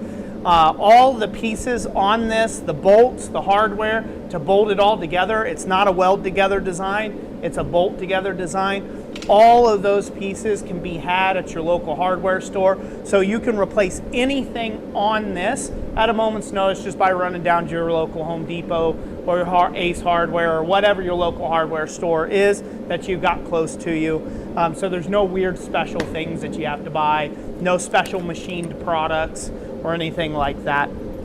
That's another benefit. It has adjustable height in the back end, so you can adjust for how you work. This hammer is not only modular, but it's very adjustable. If I want to work some taller tooling out of this, I can just take this bottom die block and the full kit away, and now I have all this stroke height to take and work on a piece.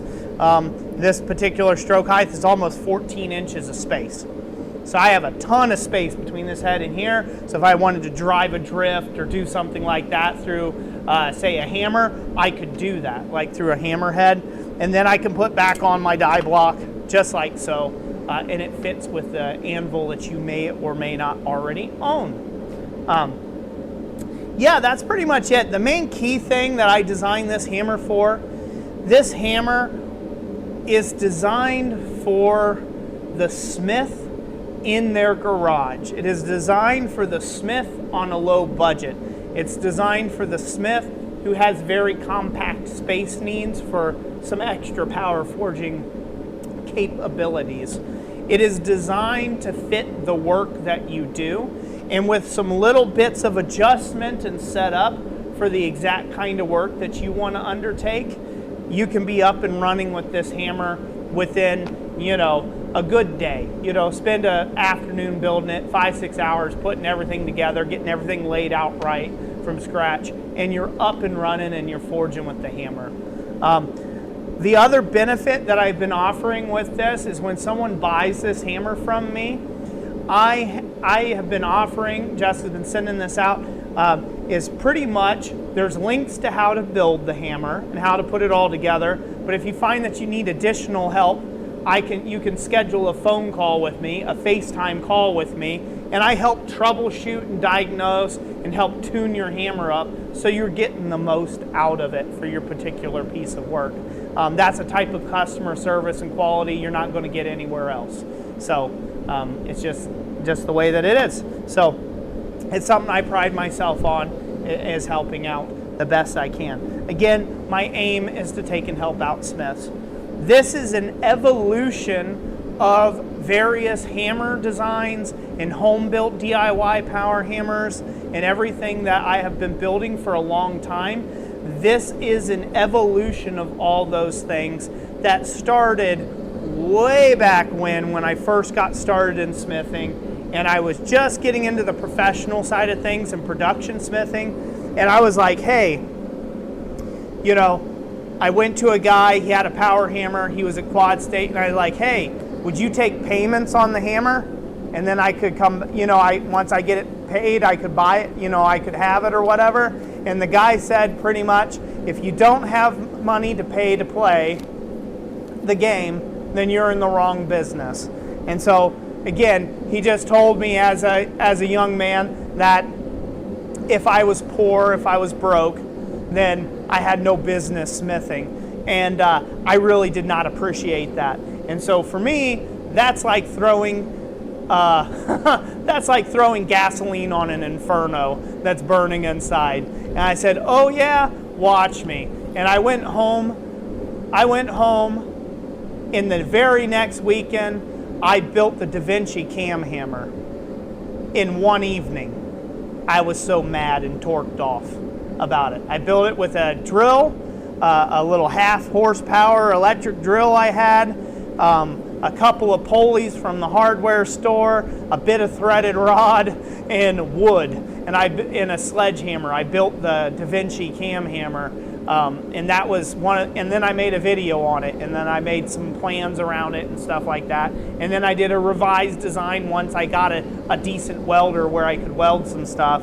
I made a revisited version of that hammer, and I built that as well. And I used that to great effect on making little horseshoe nail hooks and things like that, small items. And that started the evolution on YouTube around that journey that, hey, if I'm struggling with that, if I'm running into that out there, then other people are too. So maybe I can help them out.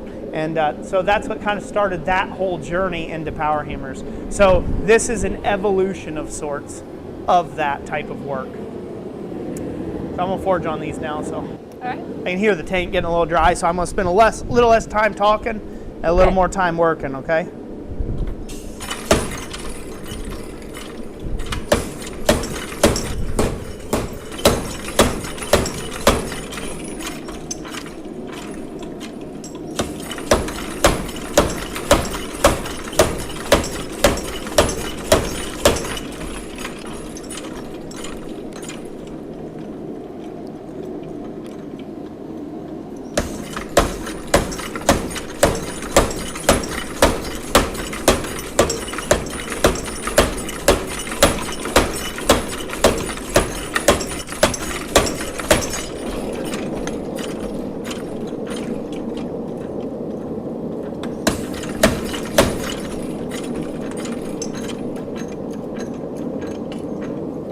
Hot again.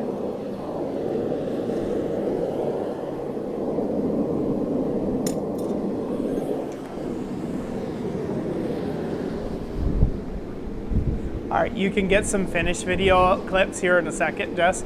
Okay. Let's stay on the roll. I need to not worry about that. I just need to go back and forth because the propane's running low and I don't want to have to switch bottles and all that business. I want to be able to finish it out on that bottle and making the swedges, okay? So. All right. Save some clips for the rest there. Sound good? Sounds good. All right. Jeff Killian says, I take the tension off the spring when mine's not in use. Yep, that's a good way of helping prolong the spring life on them. Wayne Hines says, honestly, it's designed for the smith who has no friends to strike for them. Laughy face. Yep, pretty much. Pretty much.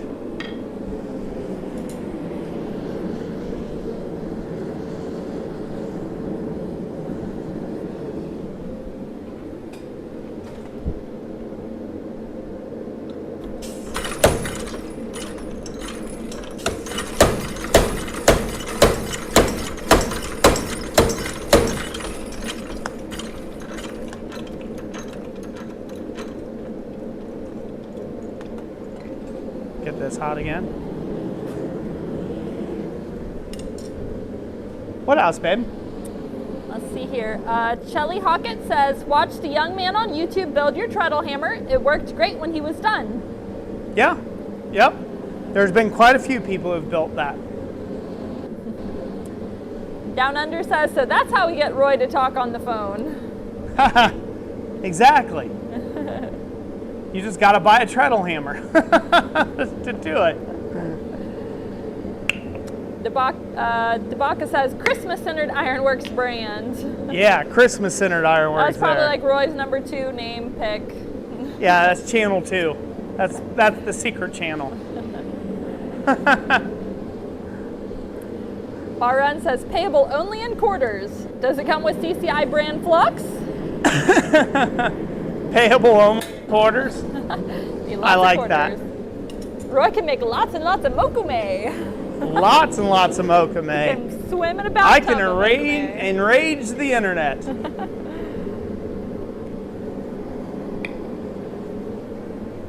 Down Under says, a way to make a small fortune smithing? Start with a large fortune. Yeah.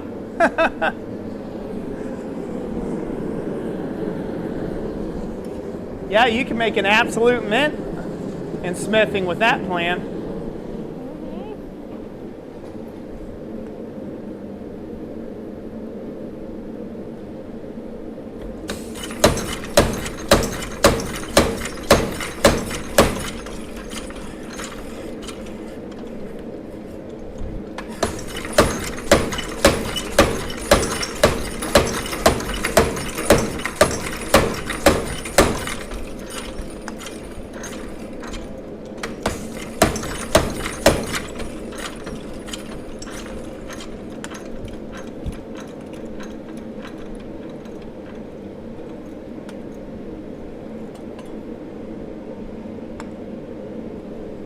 Nice. Just got to go a little more with it.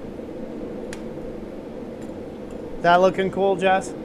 Yeah, it's looking real cool. I like that. It's definitely weird. Yeah. If I wanted to spend some more time on this and take it that extra mile, what I would do, ran out of batteries in my lights. What I would do if I wanted to take this the extra mile, I would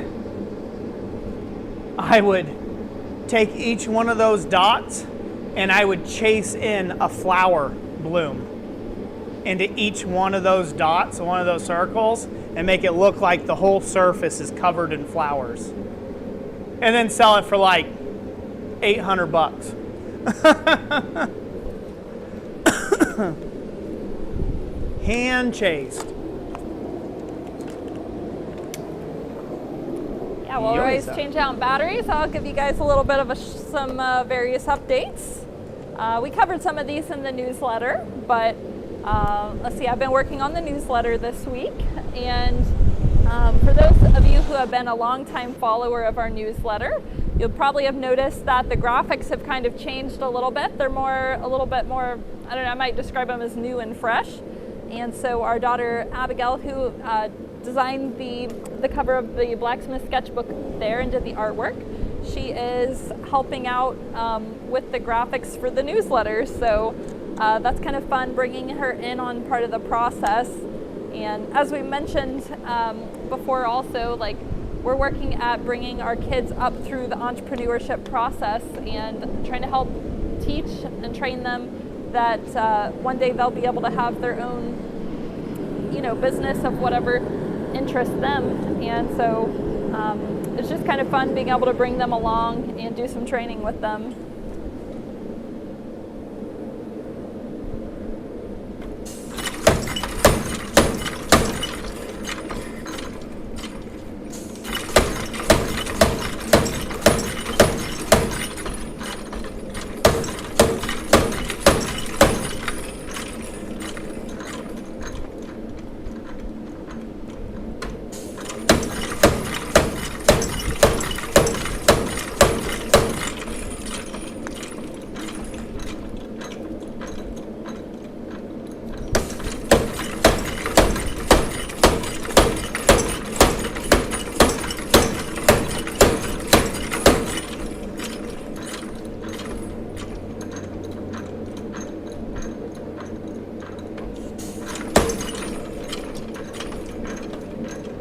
Get that hot again.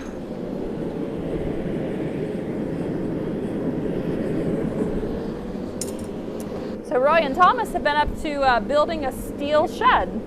Yeah. And that's been what they've been up to recently, this last, on and off for the last 2 weeks, basically. help out with some of our storage solutions. Yeah, we've been building some 10 by 20 steel carport-like sheds. Basically just lean-tos, so I have a place to put equipment, put excess coal, put excess steel, put excess stuff like that. That way it's not hogging up the usable space inside the shop for other activities. So I'm in the process of building 2 right now, so that's been a lot of welding and fabrication. And in fact, it's the largest thing I've ever actually built, volume-wise, out of steel. So it's been an interesting learning curve, let's say that. Ken Foster says, sorry I'm late. I was at my mother-in-law's changing out a faucet and hanging mirrors, but you're here now. So awesome to have you, Ken Foster. Okay. He says, my wife wants me to make scissors since they keep going missing. Does Roy have a video on that? No scissors. Not sure if I filmed making sheep shears. I think so. For when I did the Museum of the Bible. I think so, yeah. Work. I think I filmed that process, making sheep shears. A little bit different than making scissors, though. Not a whole lot different, but a little bit different.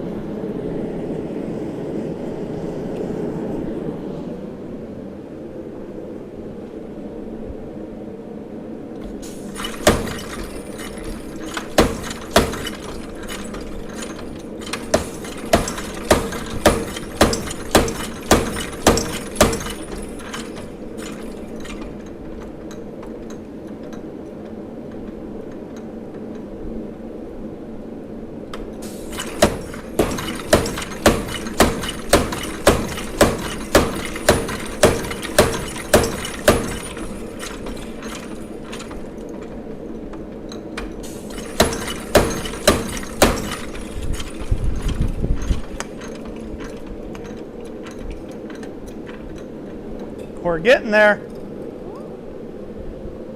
It's going to be a fun little dish. Shelly, thank you for the $2 super chat. Thank you so much. Everything helps. Dana says, wish I was still blacksmithing. I go to so many shops and they're just throwing out the steel. Yeah, that's pretty sad when they're doing that. I've got some scrap steel I need to get rid of. Pipes and tubes and some stuff that I know I'll never use, pretty much. It's stuff that I've had for 7-8 years and I'm never going to use it. You know, it's like, it's something that I would have maybe used a long time ago, but at the point where I'm at now in my pursuits that I'm after, it just never fits in my line of work. So. Jeff Killian says, we just put up a small pole shed. That's what happened when I made a great buy on a coal forge.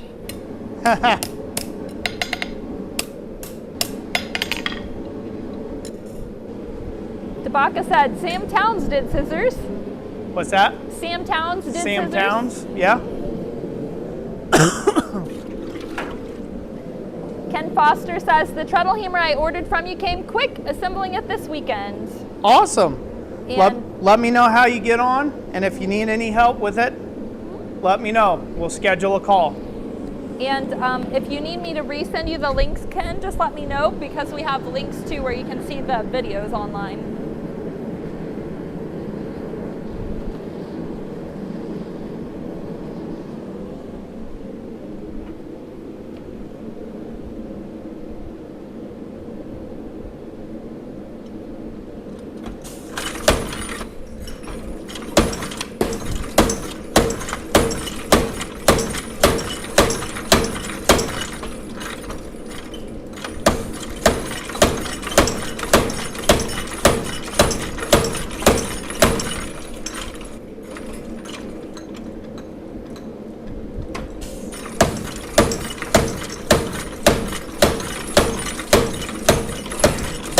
Troy.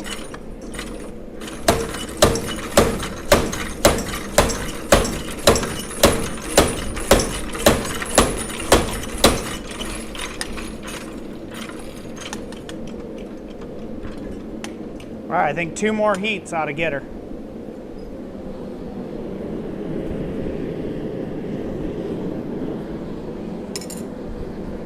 Ken Foster says, I don't have a striker, can't get my neighbors to help.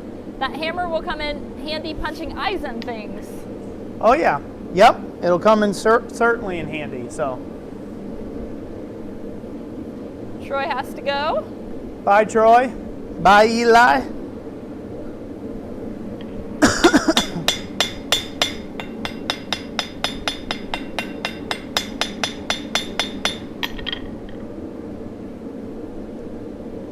What else we got, babe?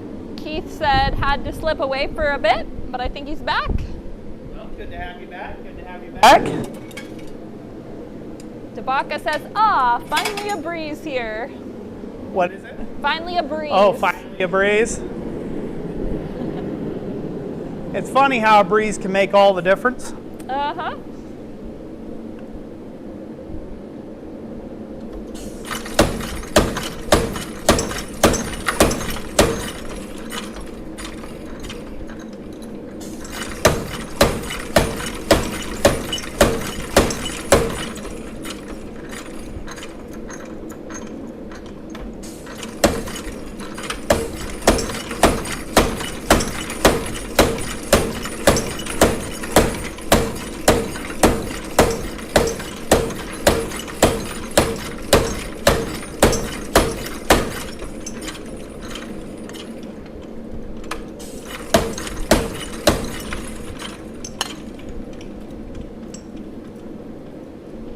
Good. I'm happy with it.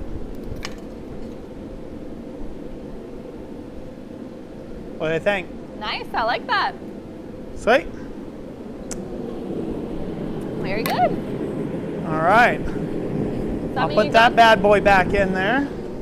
And that'll be the first one I form. So now I'm going to move cameras. You can stay at the main camera if you like. Okay. I'm going to move the cameras about. Get it focused here. Jeff Killian, I hope your craft shows go great this weekend. Yeah, good luck, Jeff. Hopefully they do well for you, brother.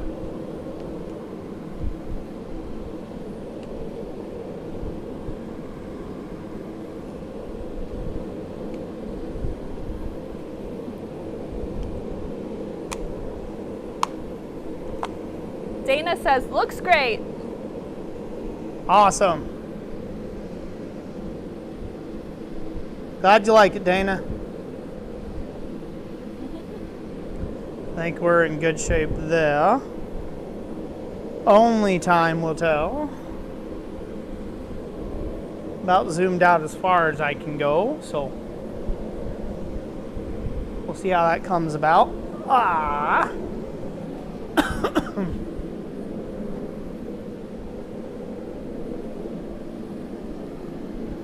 Yep, it'll miss the camera, so that's good. We'll get this all wound up. Dirt. And have it all nice and ready to press those bowls. Good. Oh. You got camera 1? I am now. All right, right on. So, we're all set up and ready to take and press the bowls, so that ought to work out pretty fast. So what I'm going to do is I'm going to throw one in just before I take the other one out. Like so. You can go to camera 2, Jess. Okay. And that way, that bowl can be heating while the other one's taking a beating. Are you ready to go? Yep. Okay. You coming? Yep. Camera 2? Yep. Alrighty. Here we go. Put that bowl in there. Give the fly press a fling. And then boom. Just like that. Your bowl is formed. I usually go a few more times just in case there's some sort of ripple or wrinkle or imperfection I've missed.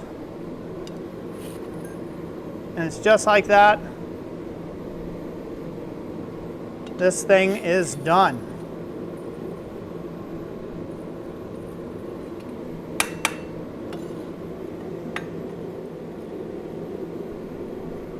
definitely a neat texture. Definitely a weird looking texture, neat texture to it. It's a pretty cool look. Yeah. So I'm gonna set that off to the side. That'll get a touch mark later.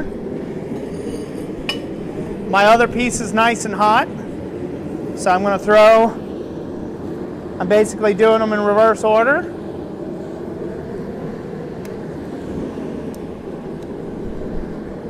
My next piece is nice and hot. I'm gonna put it in make sure it's in the center of the forge blast. We at camera 1 now? Yep, yes we are. Okay. Go to camera 2. All right. Put the next one in there. Then just give it a flick.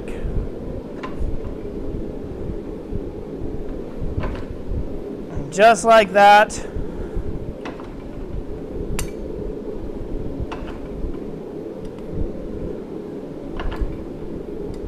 The bowl is formed.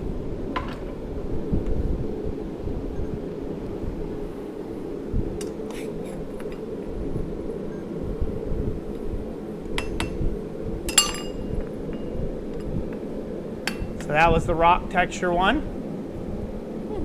It's been formed.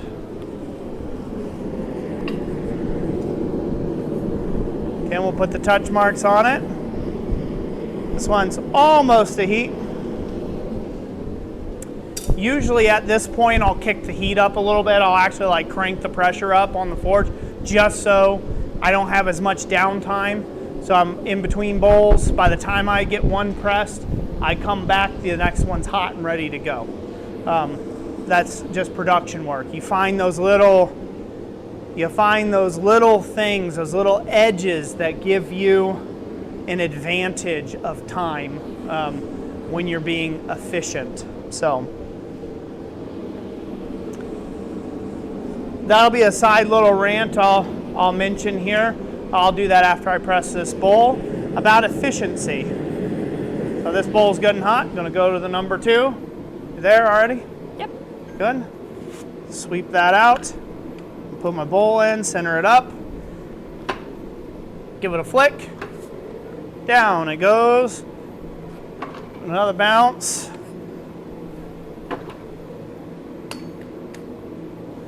A bounce. Like I said, I just do this to make sure that there's no weird wrinkles in it. Everything's good to go. And that's done.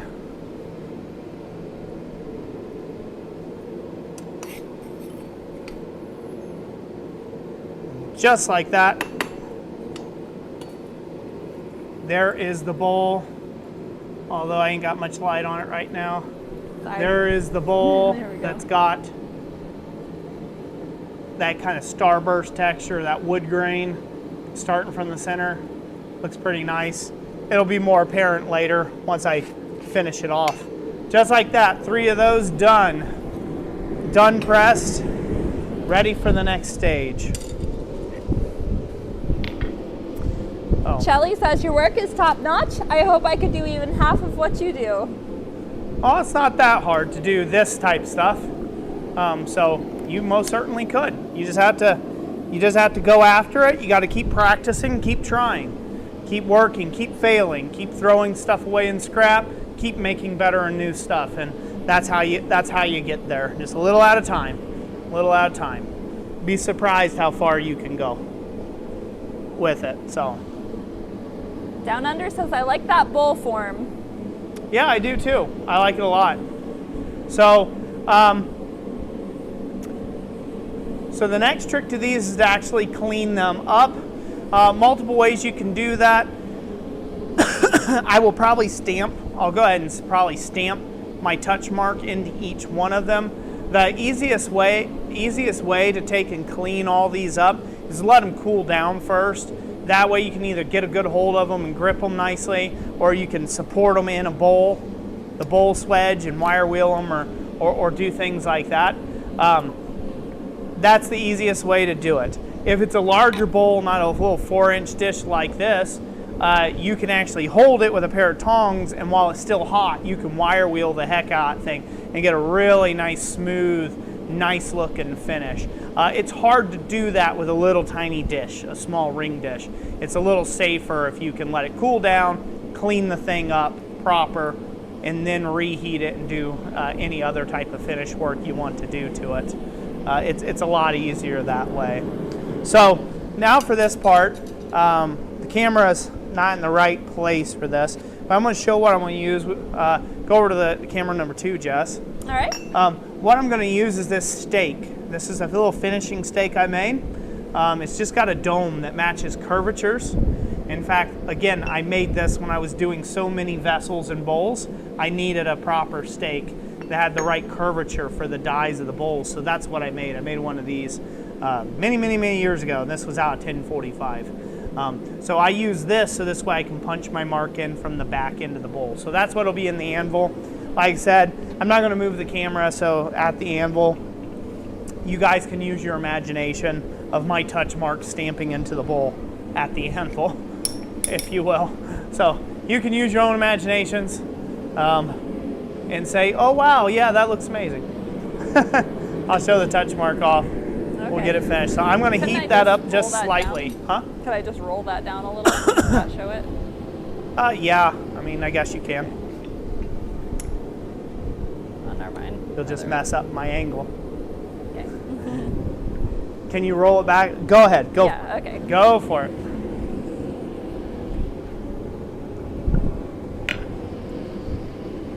There you go. They can see the anvil. Okay. It's not like they're going to be able to see that much. Well, yeah. What's going on, just how it's sitting on the anvil. So this is at like a dull red heat. It looks brighter on the camera. It's fine. I'll set it up there wherever it feels good, where it feels like it's balanced. Find the spot in the middle and punch in my touch mark. And just like that, that's been marked. I'll clear off some of this excess forge scale. Sometimes it's nice to put in the mark after the scale's off. This particular one, it didn't mark that deep, so I'm gonna give it one more little quick bump. There we go. That got a proper mark on it. Just gonna wire brush it for now. Good. So I got my little touch mark on there. Again, it's hard to see. I can set this one off the side. Get the next one's hot.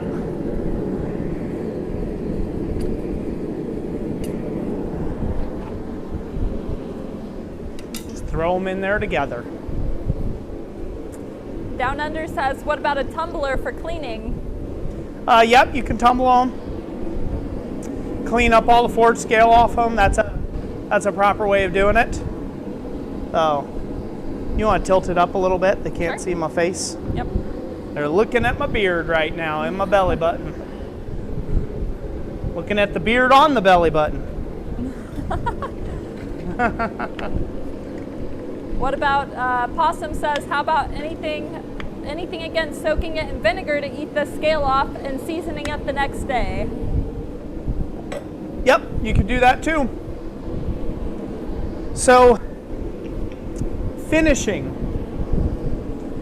Finish work brings 90% of the value to the piece. I don't care how skilled of a smith you are.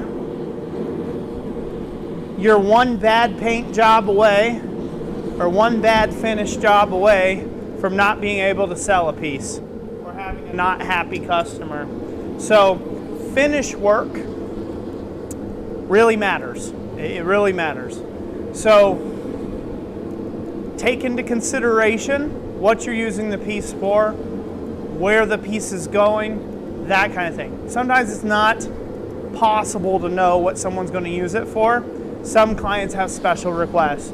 Obviously, if they're going to use this for a food product, right, they were going to put some cashews or something in it, or write some mixed nuts for their party guests or something, you wouldn't want to spray paint this. You're right, you don't want all that kind of, you don't want to have potential for paint to come up and someone ingests that, right? You don't want to have that as an opportunity. So you're going to want to suggest a natural finish, a food grade finish. But let's say this is going to be an outdoor piece, right? It's going to sit on an outdoor patio table. Paint is your only option in that case. If this is going to be an indoor piece and it's going to sit, it's going to sit on the living room table somewhere in an air-conditioned environment, well, in that case, you can go ahead and do a natural finish, like a Blacksmith wax finish or boiled linseed oil or something of that nature. You can get away with those type of finishes for it if it's going to be done in an indoor environment. If it's outdoor, I don't care how many smiths go about, you cannot use a natural finish on an outdoor environment. It just doesn't work. You have to paint it. It just is. At the end of the day, if it's going to be outdoors, you got to paint it. If it's going to be out exposed to the weather. If it's on a patio that's kind of indoor, outdoor, maybe you're fine. But if it's getting exposed to wet weather, rain, things like that, your only option is to pretty much glaze that sucker and get it sealed off from the outdoor environment or the elements. That is your only option. So don't even try with anything else. But for finishing, cleaning stuff up, you could use whatever you want. Sometimes it's nice to have that dark scale contrast down in the grooves and the divots, and then take and sand off the highs and get a lot of highlights coming through. Sometimes that's more of what the look or the finish you want to go with. Other times you want to get it stripped down to base metal, so this way you could do other things like color the bowl with torches or, apply chemical patinas or whatever. Whatever's appropriate to the client's needs.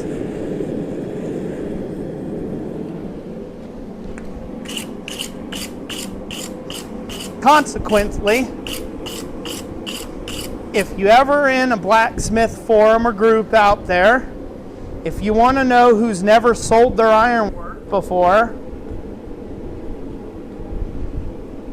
if someone says that, paint finishes, never use paint finishes, or someone says, never use blacksmith finishes, or don't ever do oil, don't ever do, those are people who have never sold their work, because it is nuance. You do what the customer requires when you're making your living at it, and that's the quickest way to tell when someone makes it all one way.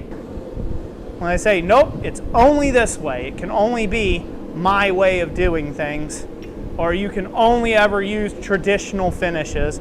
Well, guess what? Lead paint was a traditional finish at one time, but we sure as heck don't use that. Hot dip galvanization was a major thing, but most people can't afford that, to go hot dip galvanize stuff in ironwork. So things have been plastered, things have been painted, things have been stained, things have been used oil throughout all of smithing history. So all those are traditional techniques to coat and cover and maintain your ironwork.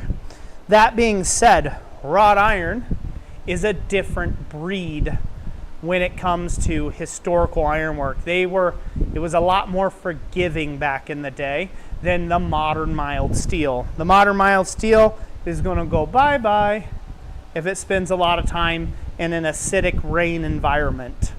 So you have to protect it.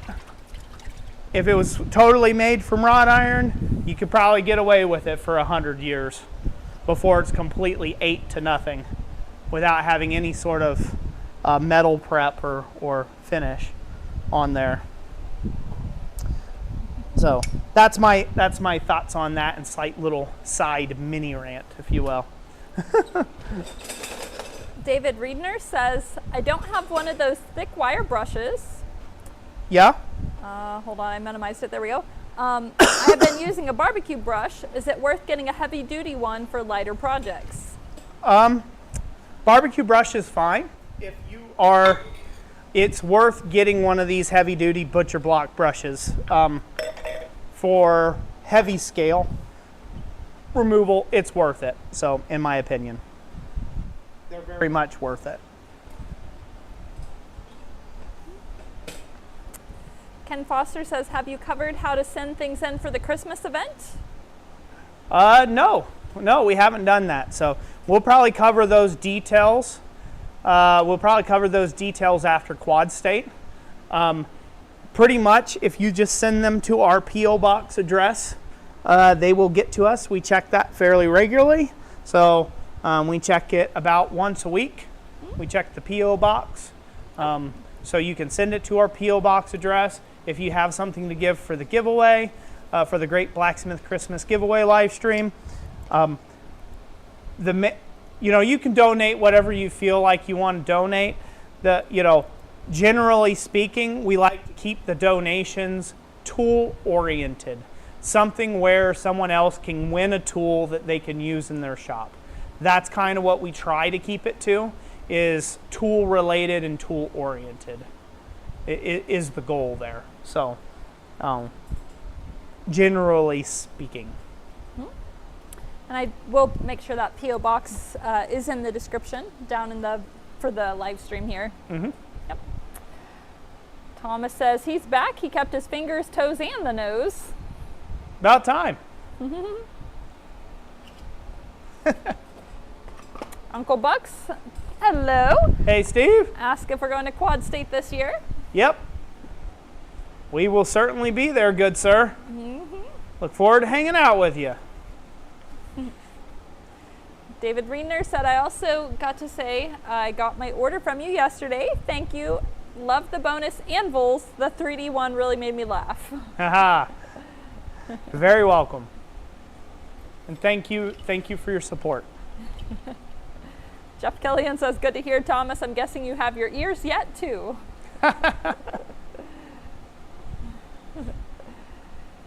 High Desert says, when it comes to finishes, will it be used for food? Can you also use the clear coat enamel finish, or can't you? Clear so it doesn't hide the texture. You don't want to use clear coat enamel paint with food products. There's just too much risk for ingestion there, eating on a painted surface. So I would say no. You don't know what they might put in there, if it's slightly acidic or if it's scratchy and it works up the paint job. You don't want to do that. Only food grade oils or waxes can you use in food grade finishes. So, I mean, you could knock yourself out, but I wouldn't be held liable by painting somebody's cereal bowl. Oh, and then they get some weird autoimmune disease that's undescribable, but somehow it comes back to them eating out of your bowl. No. Ken Foster says he likes to use rust converter on projects so long as the project doesn't get too hot. Otherwise, it would flake off. Yeah, rust converter is a nice thing. I like using that on anvils occasionally to re-darken out the sides of them. It's a nice way of doing that. I don't really use rust converter on my projects, on my artwork pieces. I use the rust converter on tools, anvils, stuff like that, if I want to achieve that dark black look, especially if I'm not heat treating it with oil or something like that. High Desert says, no, the enamel finish that Miss Jessica does. Yeah. Oh, enamel like that you do? Yeah, that's as long glass. as it's lead free, because there's leaded enamels and they don't recommend eating off of those. Yeah. Yep. David Reedner says, food product to use spray on oil. Should be handy instead of having to wipe it on. Yep. Possum Sausage says, beeswax and or cooking oil, season like you'd do for a skillet. Yep. Shelly Hockett says, I use vegetable oil on cutlery. Eric, I use wax or a good grade oil on food grade. Good. Ken Foster says, I got a gallon of finish to get it through. I may have used too much turpentine. Wife complains about it when I use it. Yeah, High Desert. Yeah, the enameled finish would work. I know with steel, it's kind of finicky to get enamel to fuse fully with steel if it's not really low carbon. They actually have a special enameling steel that's really, really low carbon. In fact, I've actually wanted to try enameling on like a little bit of wrought or something. So I might have Roy forge like a little trinket in wrought and try enameling on that and see how that does comparatively. But copper, no problemo. Although you can eat off of copper raw, technically. What about a copper coffee scoop? Yeah, that could be enameled. Yep, that could be enameled. Or you could just leave it pretty copper. Leave it, yeah. Just polish it up ever so often. Yep. Eric says, I've wondered what to do about bimetal items, such as copper and steel. Yeah, copper, steel, if you just work with them, you keep them oiled, you know, they don't really corrode. Some people talk about galvanic corrosion, right? I haven't seen that to be a problem with any of my copper, steel, contact ladles and stuff like that. With anything, as with anything, you give enough time, corrosion's going to happen. So if you just have an art piece that's just sitting there and it's getting wet constantly, it's getting a lot of hot, cold changes, right? From humidity to dry, humid, dry, that kind of stuff. You can get corrosion that's going to happen. It's going to happen on anything. Like everything metal is going to corrode, just at different rates. Even gold corrodes, but at such an incontestable amount, such a small amount that it's not even noticeable, right? Gold, listen to that. Gold can corrode, and it's not even supposed to, but it does just a little tiniest of a fraction of percent over time, right? And so different materials just have a different corrosion rate, and you can end up really exciting materials to do that by adding things like certain electrolyses or certain mediums to it, salty water environments especially, right? Acidic environments, you know, you could create a battery real quick, and they're going to corrode being out there to the oxygen and stuff in the environment, and that ain't no good. But for the most part, I've seen steel to copper connections, steel to brass, steel to bronze, all last and hold up with no issues with proper care. You know, with proper care and cleaning and keeping it dry and stuff like that, you know, and not using it on overly acidic stuff and leaving that on the surface. So, yep. David Reiner says, I tried to add glass frit from my wife's shop last year onto a mild steel ornament you guys sell. Don't do that. It was not a good idea at all. Yeah, my results directly enameling on mild steel, I've had a few successes with little keychains. And then with bigger bowls, I've tried this intermediary mixture that you can buy through enameling places. I'm forgetting the name of it at the moment. But you apply it between the steel and the glass. And even with that stuff, I still had some flakes coming off. So it's much harder with mild steel. If you want to enamel something, go with copper for sure, because you have a much, much, much higher success rate. And this year we have new this Christmas. We actually are offering our ornaments now in 16 gauge, so you can get copper a bit less by doing that. And some people just like the lighter ornaments anyway. So yep. A lot of like my enameled jewelry pieces I do when I buy little jewelry blanks from other places, they're normally like 20 to 24 gauge. So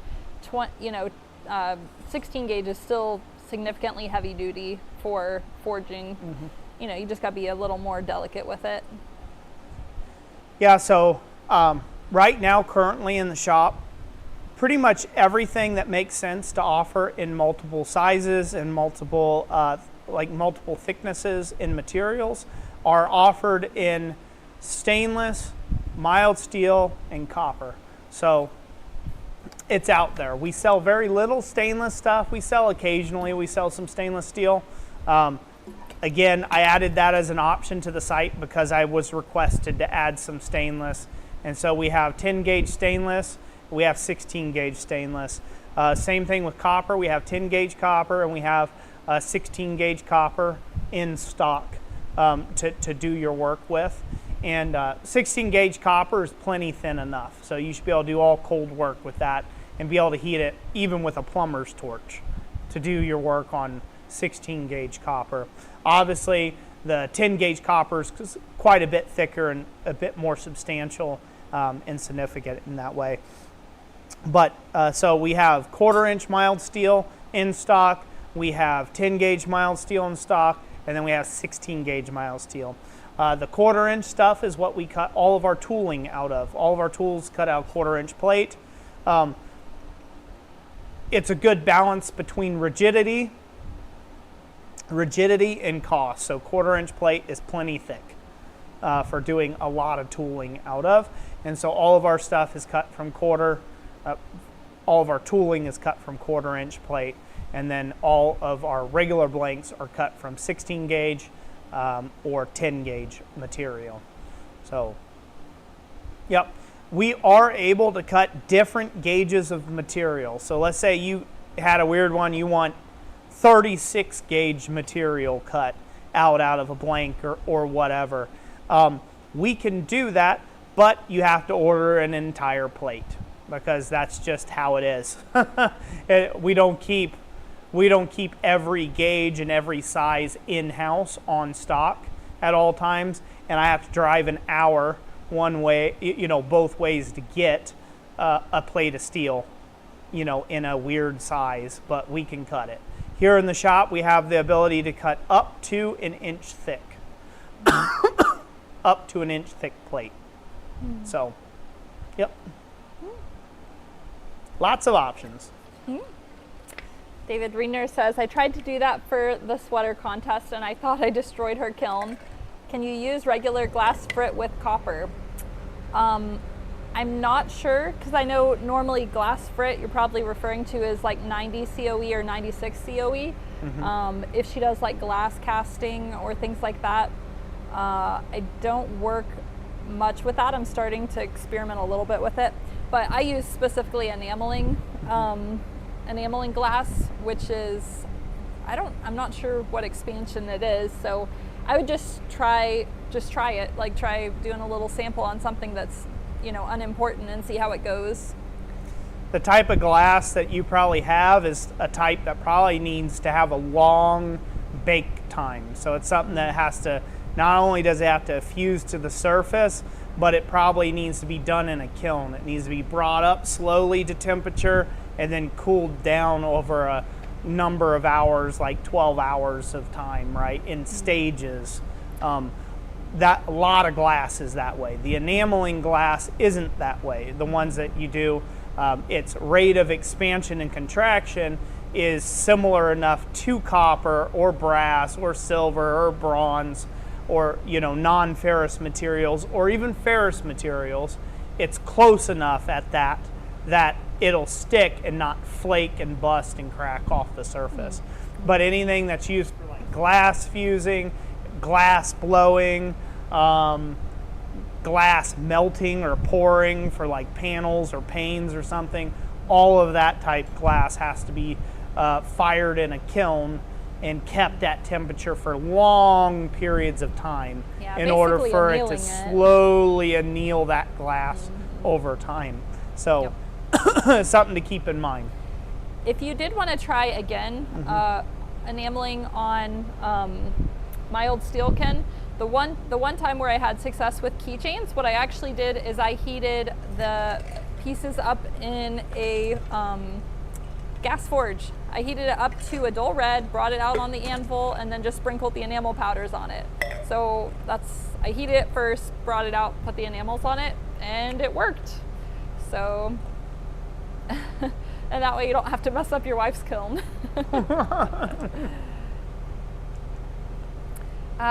Keith says, any thoughts of doing an enameled raised vessel like a 12-ounce tumbler? That would be interesting. My kiln is pretty small, like it's a jewelry kiln, so I'm pretty limited on what I can do with height. But I do like to do little trinket dishes quite a bit. You've done mugs. I've done like 4-inch mugs. Yeah, like they call them roly-poly. The ones I've done the most of is roly-poly mugs or roly-poly cups, Moscow mules or whatever. I guess they were real popular in the 80s, and they were like just these round little cups, and so those are inexpensive on eBay. Occasionally I'll buy those up in like lots of 8, and then I turn them into cups or little enameled copper pots. Yep. See, Dana has to run. Later, Dana. He said, another great live stream. Gotta go. God bless you, Roy and Jess, and have a great weekend. Is that Dana? Dana. God bless you, Dana. You and Evie.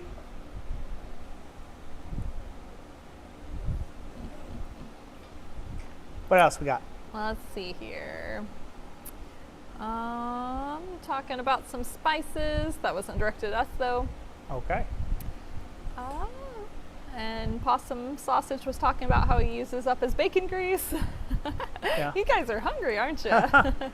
What time are we at, by the way? 7:48. So we've been going for just shy of 3 hours. Okay. Yeah. So we've been going for a while. Yeah. That's what I figured. I don't think I have. I don't have the time to finish those in this stream. So, what I'll do is I'll finish those, and in the next live stream, I'll show off the results from this stream. So I'll do all the finish work on them and show you what they look like if they haven't sold before then. So. Yeah. Yeah. Yeah, I've gotten some little video clips throughout, so we might try either reels, or they could even be short videos. I probably have enough of them if you wanted to. Yeah, do some shorts on them. Yeah. So that brings us into some good things I want to talk about. Content. So, get that knee up there, as Troy and Eli likes to do. Troy likes to do the dad knee. Get that dad knee up there. Content. I am slowly filming content in between everything else I've been doing around here in the shop. I released my last video I had in the tank.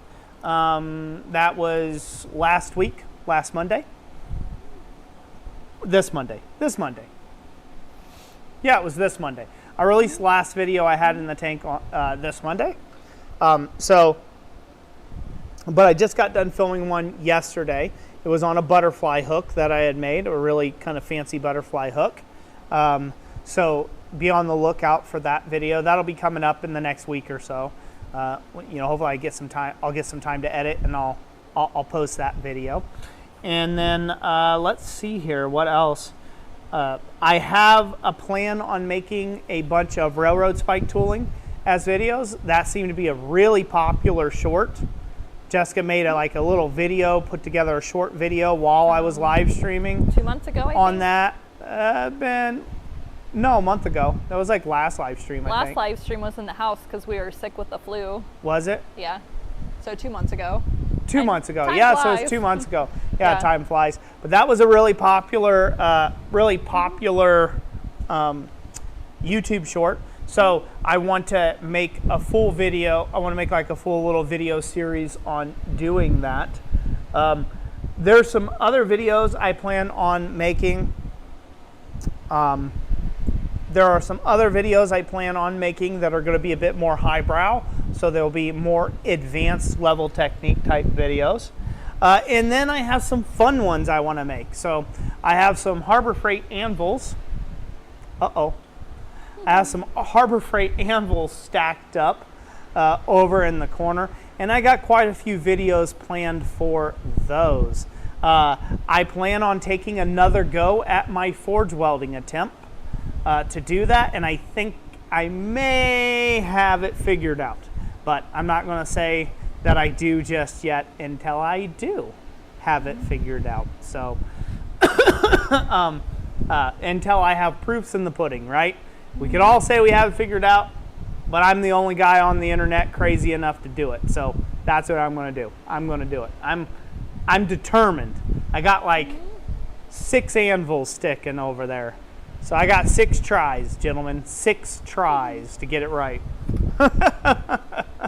So I'm looking forward to doing that. So you guys can be on the lookout for that head-turning video and all the hate that's bound to come with it. I welcome it. I welcome it these days. So if you can't get them with kindness and generosity, get them with rage bait. So I do plan on putting out some of those videos. Got some cool ones around that planned. That's kind of the direction over the next several months. We'll see what we get up to. Here in the shop currently, I have been real busy on trying to build these buildings so I can get some extra storage space. Summer for us is coming to a close fast. Our summers up here are not very long. This year was particularly hot in comparison to other years, so I'm ready for the summer to be over. We have pretty long falls. We have short summers, long falls, long winters, and medium-sized springs. So I really do enjoy the cycles. We've done some swimming. We did some stuff this year. I'm tired of it. I'm ready for snow. So, that's I've gotten tan enough. I was exposed to enough sun this year. I'm ready for snow to fly. In my heart, I'm ready for snow to fly. But yeah, so I'm trying to close up a lot of projects outdoors and stuff, but I do plan on keep marching down that path of making more YouTube content. As temperatures drop off and it's a lot cooler, I will be making a boatload more content. I do not like making forging videos in the summer. In fact, it's about worthless to make forging videos in the summer because YouTube cuts ad revenue like crazy come summer, and also at like distribution of your videos. They murder you in the summer months. There's just not the same amount of distribution, so you don't get the same amount of views. Your videos don't get traction, and therefore then nobody of your subscribership sees them. So I really hate summers for filming videos or even posting videos, because it's like you're just chucking one into the void. Every time you post a video in the summer, it's a complete waste of time. It's literally like throwing one in the trash every time you post a video. So I look forward to the fall and the winter months, posting a lot more content. I will have a lot more content coming out. I have big ideas, big dreams, big plans, if you will, big plans. One of those things that's coming up, we're still talking about it and seeing how we want to go about doing it. One thing I would like to bring to the channel, and we'll see if this comes to fruition, so don't hold your breath or anything. But one of the things I would like to do the channel is something I'm really good at. I'm really good at designing power hammers. I'm really good at designing, if I could toot my own horn, making mechanical things work. I've designed stuff like the Da Vinci Cam hammer. I designed the Revisit. I did the Hardy hammer, if anybody remembers that. I've made several different versions of Treadle hammers and designed those, hold down tools, you name it. I built my main shop hammer that's a mechanical helve hammer that's guided. I've got plans and digital downloads for that. I built the hammer behind me that we've been using all night. That's all out of this brainchild up here. And I have another design. Hammer that has a 100-pound. It's a 100-pound swing arm hammer that I have been designing here. I've been keeping it secret. I'm not going to show it off because it's not ready yet. It's not fully baked, but I got the beta hammer, and with the beta hammer, I was forging 2.5-inch round stock with it. So it is a monster of a swing arm treadle-like hammer like the one I've got behind me. but it's all self-supporting and self-sustaining. Now, why I say all this is what I'm considering on doing is, instead of me manufacturing these hammers in-house, I'm considering just selling the DXF files and the cut files for anybody who wants to make one for themselves. They can have them produced locally, wherever you're at, to save on freighting cost and to just save on, cut out the middleman, so to speak, right? So just have a paid file that you can buy of my power hammer design, and you can go have the cut file. It has the G code and all that stuff. You can go have another company cut it for you, and then you can weld it and put it together yourself. I'm thinking about doing that with this next hammer design versus producing them in-house for a whole lot of reasons. If I produce it in-house, I have got to make back my labor and quite a bit then some, which then raises the cost of the hammer. And the aim for any of this stuff is to keep the costs low for people and introduce more people to power forging equipment. So the design I've got is solid. It works. It wallops. Oh my God, it wallops. So you can feel it when that thing wallops. But like I said, I had some 2.5-inch round stock, and I was forging that down with it. And when I say forging it down, I mean actively moving material. It wasn't like it was just barely scratching the surface, like enough hitting energy to move the center of the piece. So quite impressed with it. I don't have the chunk, otherwise I would show it. I'm not sure where the chunk went, but I do have a chunk laying somewhere where I forged it down to like 1/2-inch square out of a 2.5-inch piece. So yeah, pretty impressive hammer design, but I'm at the point I don't know if I want to manufacture it in-house. I don't know if I could do it fast enough to make it economically feasible to do so. But I don't want to let the design die either in my mind. You know, I don't want it to go to the grave with me, so it would be nice to take and put it out there. So what's everybody's thoughts on that? What are they? Are people intrigued, or are they just having side conversations about, you know, giant flying spaghetti monsters or something? Ken Foster says, sheesh, 2-inch plus. Keith says, I think an option of both, because not everyone will have an option to have a local shop cut it out. Mm-hmm. Ken Foster says, I was hoping for some kiss blocks for the heavy treadle hammer, flat on one side and round on the other, or a punch jig. Huh. And then he has another question about the treadle hammer. Well. And then Shelly says, still hot in Texas, but we've had a milder summer than the last 2 or 3 years. Cool. What was the other question? He said, if you have time, I am going to be doing my treadle hammer as a freestanding treadle hammer. How large of a wall do you recommend for me to build to support the hammer? So it's going to be freestanding? Mm-hmm. Is it on a concrete floor? It'll take a moment. I have questions. Will it be on concrete? Tell him more. If it's going to be on concrete, you don't have to build an entire wall. You can just anchor a beam of some kind to the concrete, and then just go from there. Make all your pieces come off of that.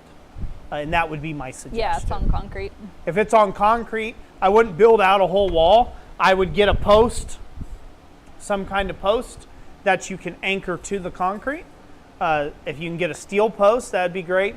If it's a wood post and you can still anchor it to the concrete solidly, that's what I would do. Or cut out the concrete and, dig you a hole and sink you a big post down in and re-concrete it in.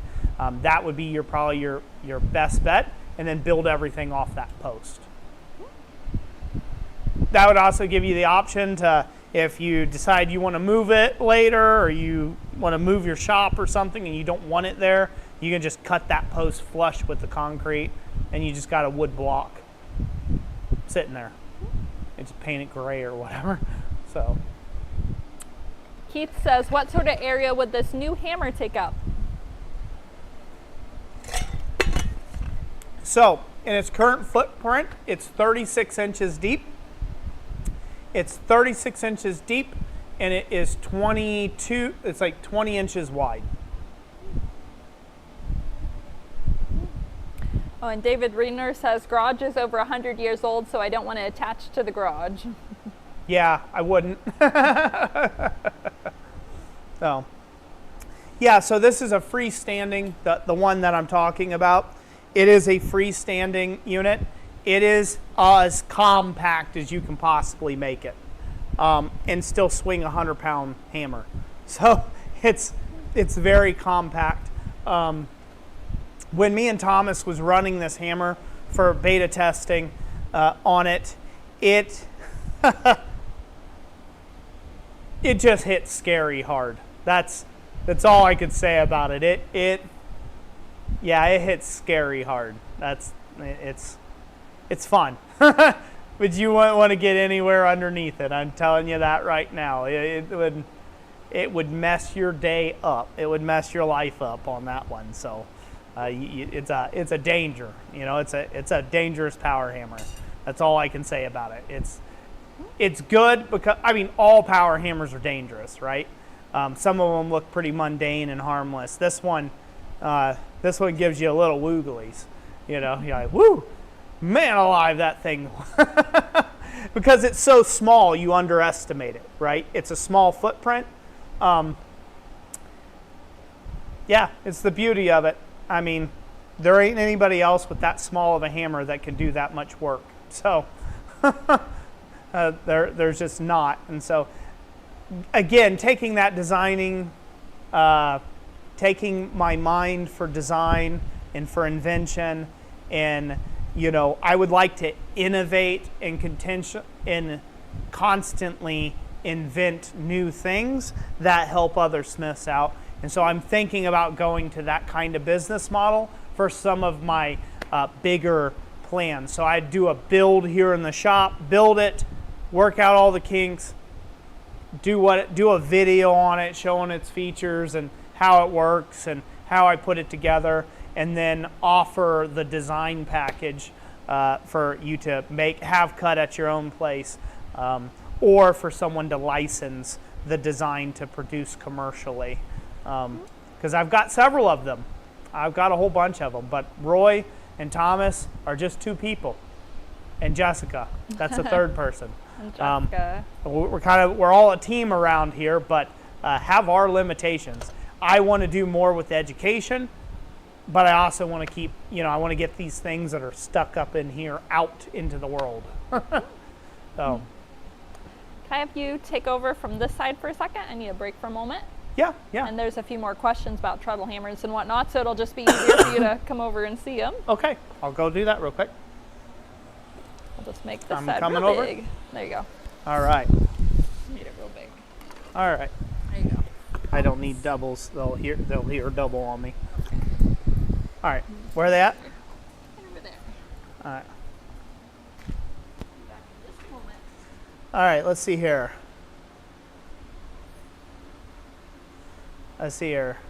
Yeah. Ken Foster. Air assist on it. Yep. It is a 100% air-based hammer. So it runs off of an air cylinder.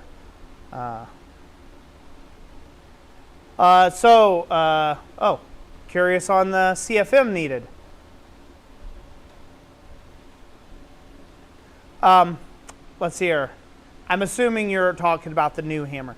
Ken Foster, the CFM needed to run it. I haven't fully worked out the details on there, but it's going to be a bunch. It'll be a big boy air compressor that you'll need, 30-gallon at least air compressor, and that's probably going to be pushing it, probably a 60-gallon air compressor.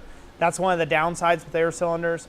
The reason why is it's going to have a 3-inch cylinder on it with over 12 inch. It's going to have 12 inches of stroke and a 3-inch cylinder, so it consumes a lot of air. But it needs that in order to lift the weight it's lifting, in order to swing the hammer as hard as it's swinging. So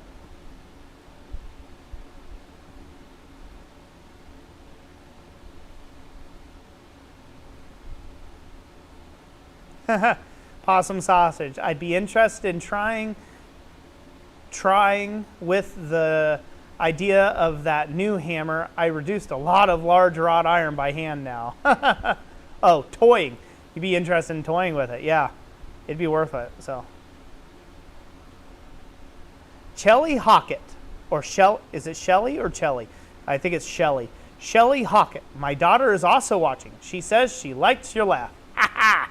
I'm glad she likes my laugh. Well, hello, Shelly Hockett's daughter. Shout out from here in northern Michigan.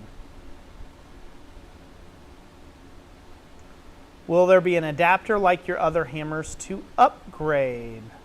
I'm not sure about it. An adapter there, Ken Foster. The hammer will have dovetailed dies. It'll be a dovetailed in thing. So you'll make dies like a regular power hammer with a dovetailed in deal there. It's the only way I can find to do it safely enough where you don't have any dies come out with that kind of oomph, that type of wallop in the thing. So it'll have dovetailed dies in it, and then it will be pretty much, yeah, it'll require a big, it's just an air cylinder with a foot pedal system to it. So it's pretty much set up to be a monster of a one hit, like a single blow type hammer. That's really what it's set up for.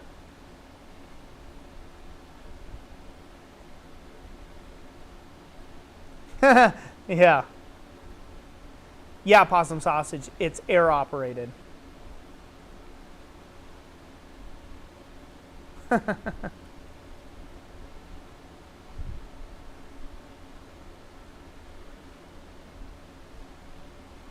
Yeah, it's bad. Again, it's one of those things. I could tone it down. So here's why I made it. This is why I want to put it.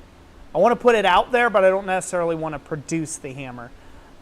The reason why I want to put it out there, and the reason why I want to put that out, is I am absolutely sick and tired of Facebook forums, people having a go at my Treadle hammer kit. Oh, don't hit hard enough, or oh, you better get yourself a real hammer like a whatever. You know, all my hammers, all my designs have been designed to work the size stock that they've been designed for.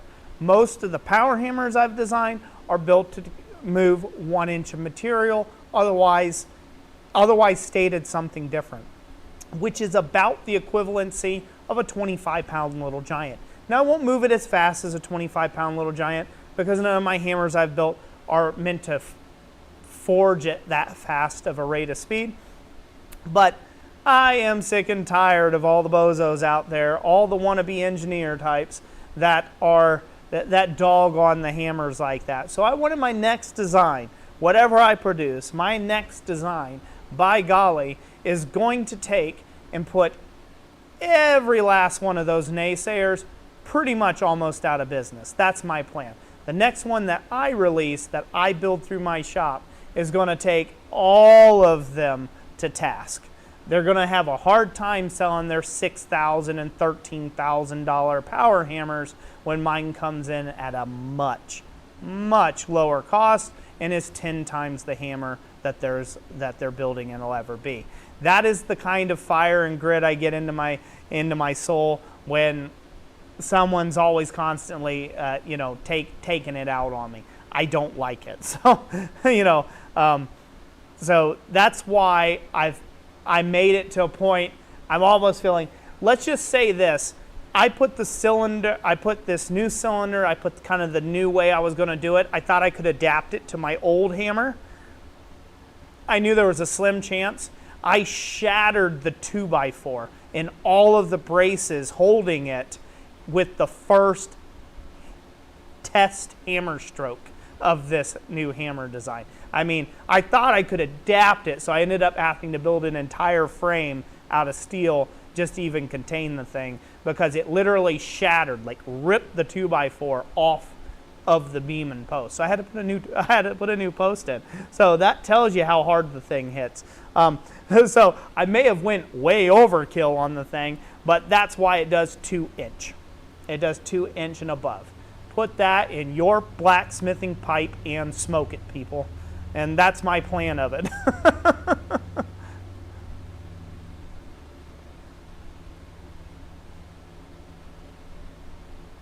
Eric, no, it doesn't have springs. It's all air. It's up and down with air.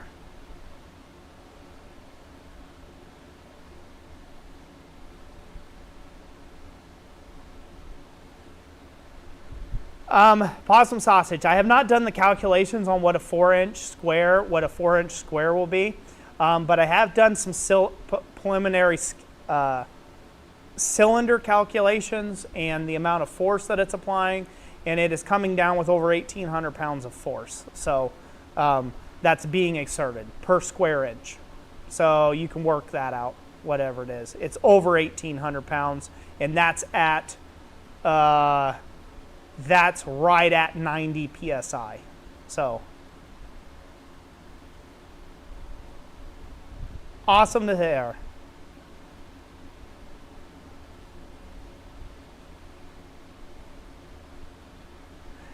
So yeah, so anyways, yeah, sorry about the rant. I just, you got all them experts, right? You've got all them armchair quarterbacks out there.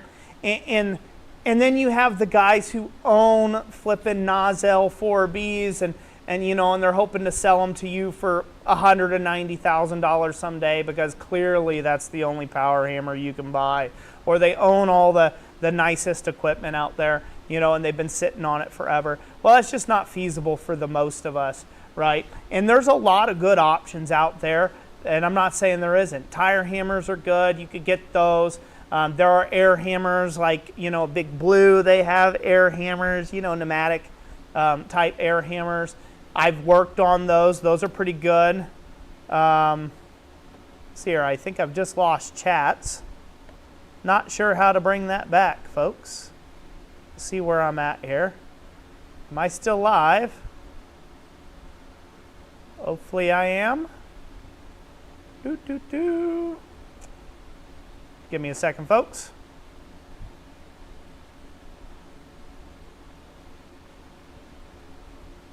Oh no. Give me a second if you guys are still there. Hopefully everybody's around.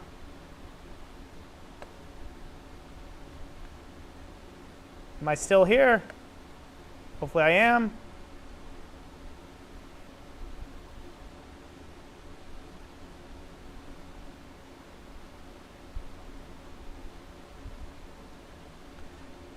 All right, am I back? Everybody sees me?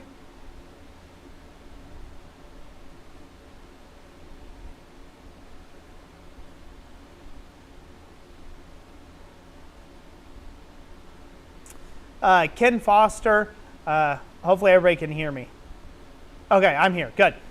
Ken Foster, showing that I am green, but what the heck would you use it for? That's a lot. You would use it for like one-hit forging.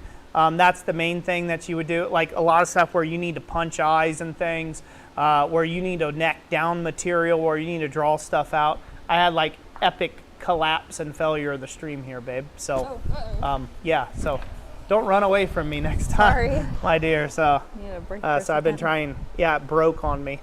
So I was trying to answer things and it was like, oh, can't be seen. So hopefully I'm okay here. Yeah, it's now. down to top chat. Yeah, people are saying. People saying I'm here, so live chat. Yeah, OBS is just minimized is all. So. Okay, well now it is, yeah, but I had to back out. The whole thing went dark there for a second. Yeah. Oh, it said you never. Good. They didn't hear all the cursing.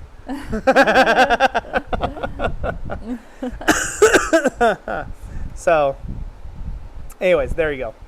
They saw me the whole time apparently. Okay. It's just the pop out chat thing. So. Yeah. Yep. Yeah, you could forge out 1/4-inch material quick, fast, in a hurry if you wanted to with it. So yeah. So again, I'll say so it'll be really good. It's really set up for a drawing out hammer, one-hit forgings where you need a lot of oomph in one spot. again, it'll be able to be, it should be able to be used to, draw out material fairly efficiently in a lot of different sizes. So again, the whole game of that for me is, like I said, it's not like there's not other companies out there that are making stuff, but yeah, there's just a lot of money. That's it. They're a lot of money. And I don't like the othering, and I don't like the people, the armchair quarterbacks that are on Facebook saying, oh, what you got to do is you got to get an inline. Like, don't be a dork.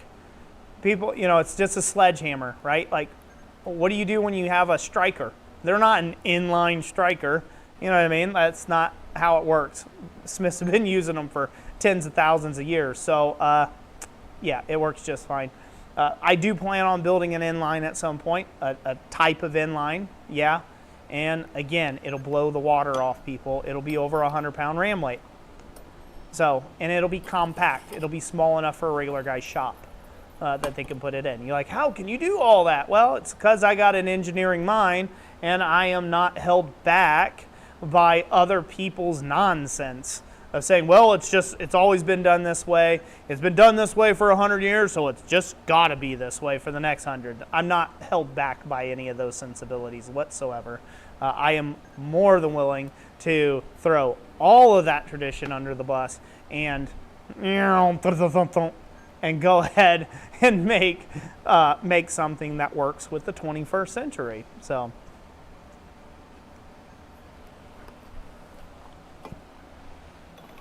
Let's see here. A hammer like that would be amazing for hammer and axe forging. Yes, sir, Possum Sausage. It certainly would. Ken Foster, you pray a lot when using a striker you don't know. Exactly. Ask Thomas. So.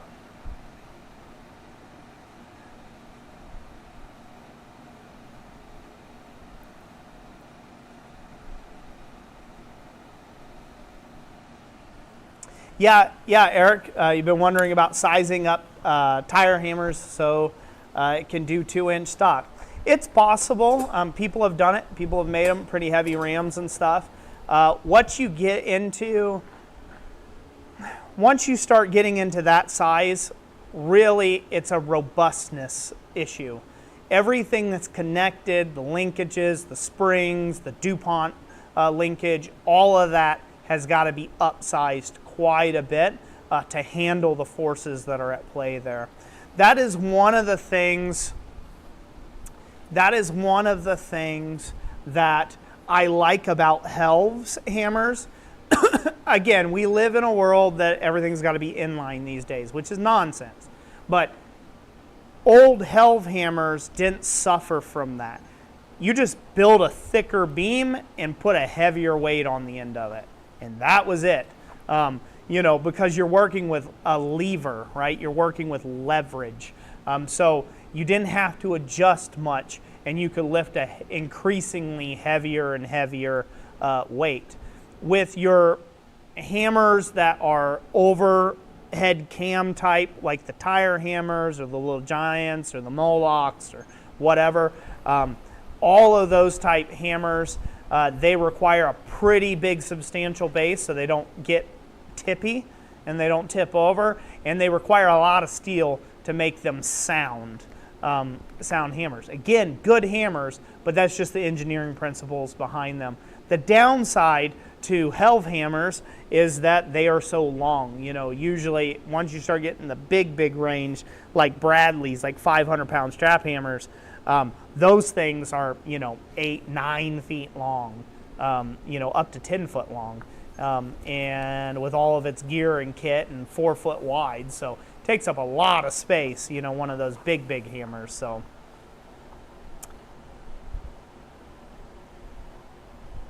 now I'm scaring people off. Possum Sausage, I'd just like to have a 50-pound tire hammer. Just stay away from Roy's Mongo hammer, right? Now it's too big for people. Too strong a hitting for people. That's probably what it'll be. So.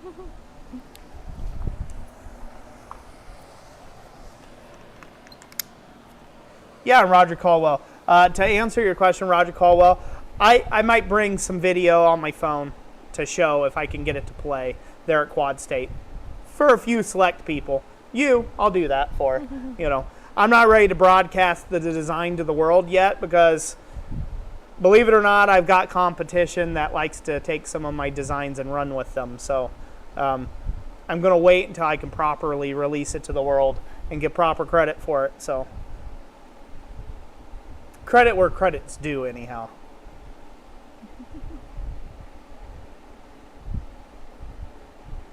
Helve Hammerhead. Let's see here. Helve Hammerhead been another style I've been looking at, struggling to gear down the motor to get the torque. Yep. You just got to get bigger motors, bigger electric motors. One way you can gear it down is, work with pulleys. So, yeah, Roger Caldwell, I'll show you the design. I don't care. We're close enough. I'll share it with you. And like I said, a few select people here, wouldn't mind doing that. So.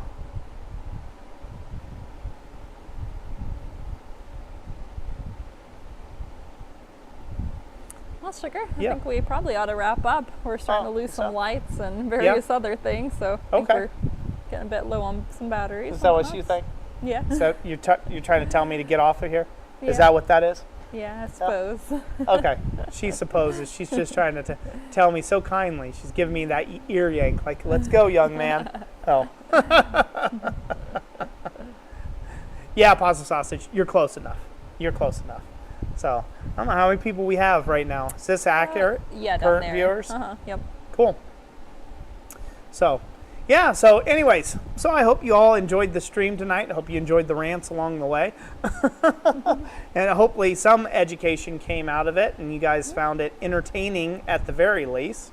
I plan on being, so let's see here, this is August, ain't it? It is, yeah. Does that mean so we have a September live stream, yep.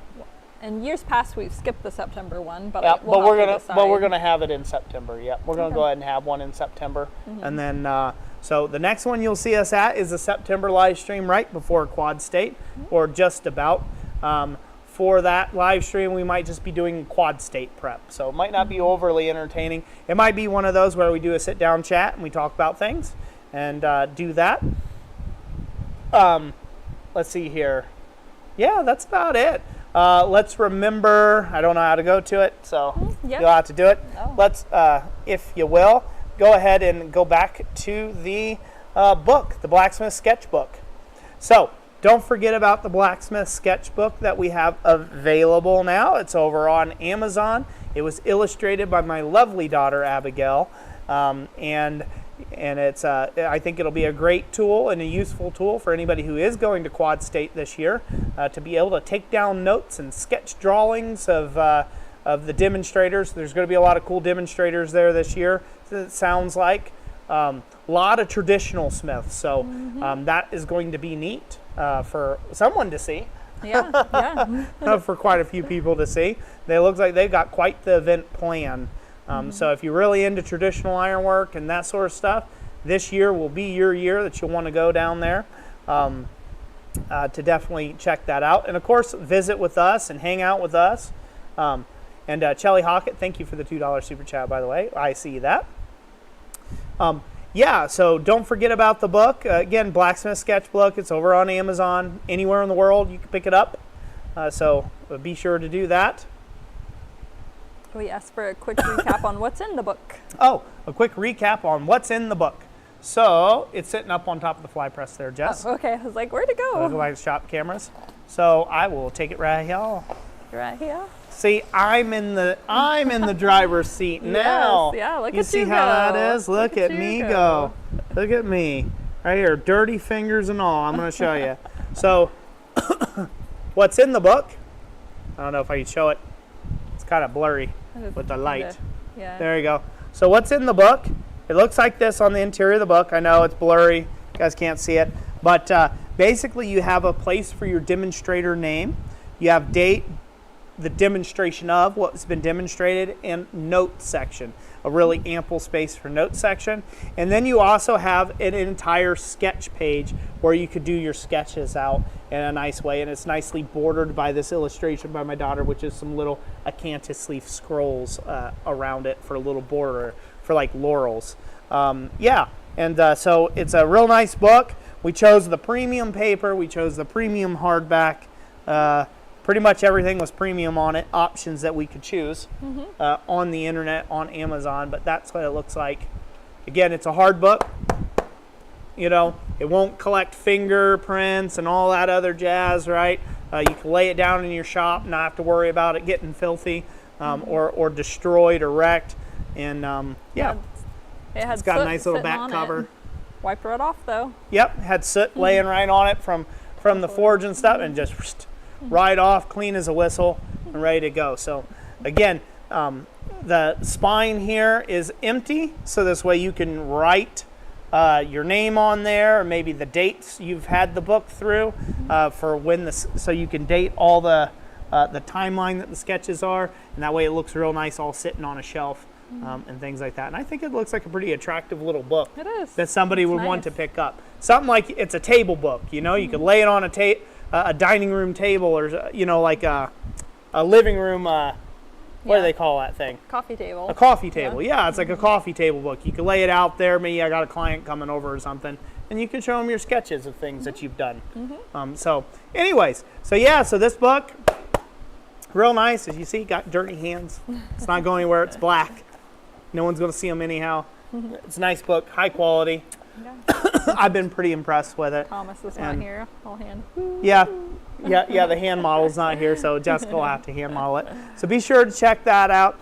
As always, we have well, not as always, right now, we have a Dog Days of Summer sale going on. It's 15% off, correct? Yes. You go somewhere, screenshots. Right here, screenshots, bam. Yep. And then close the eyeball sale on that one. Yep, there you go. There you go.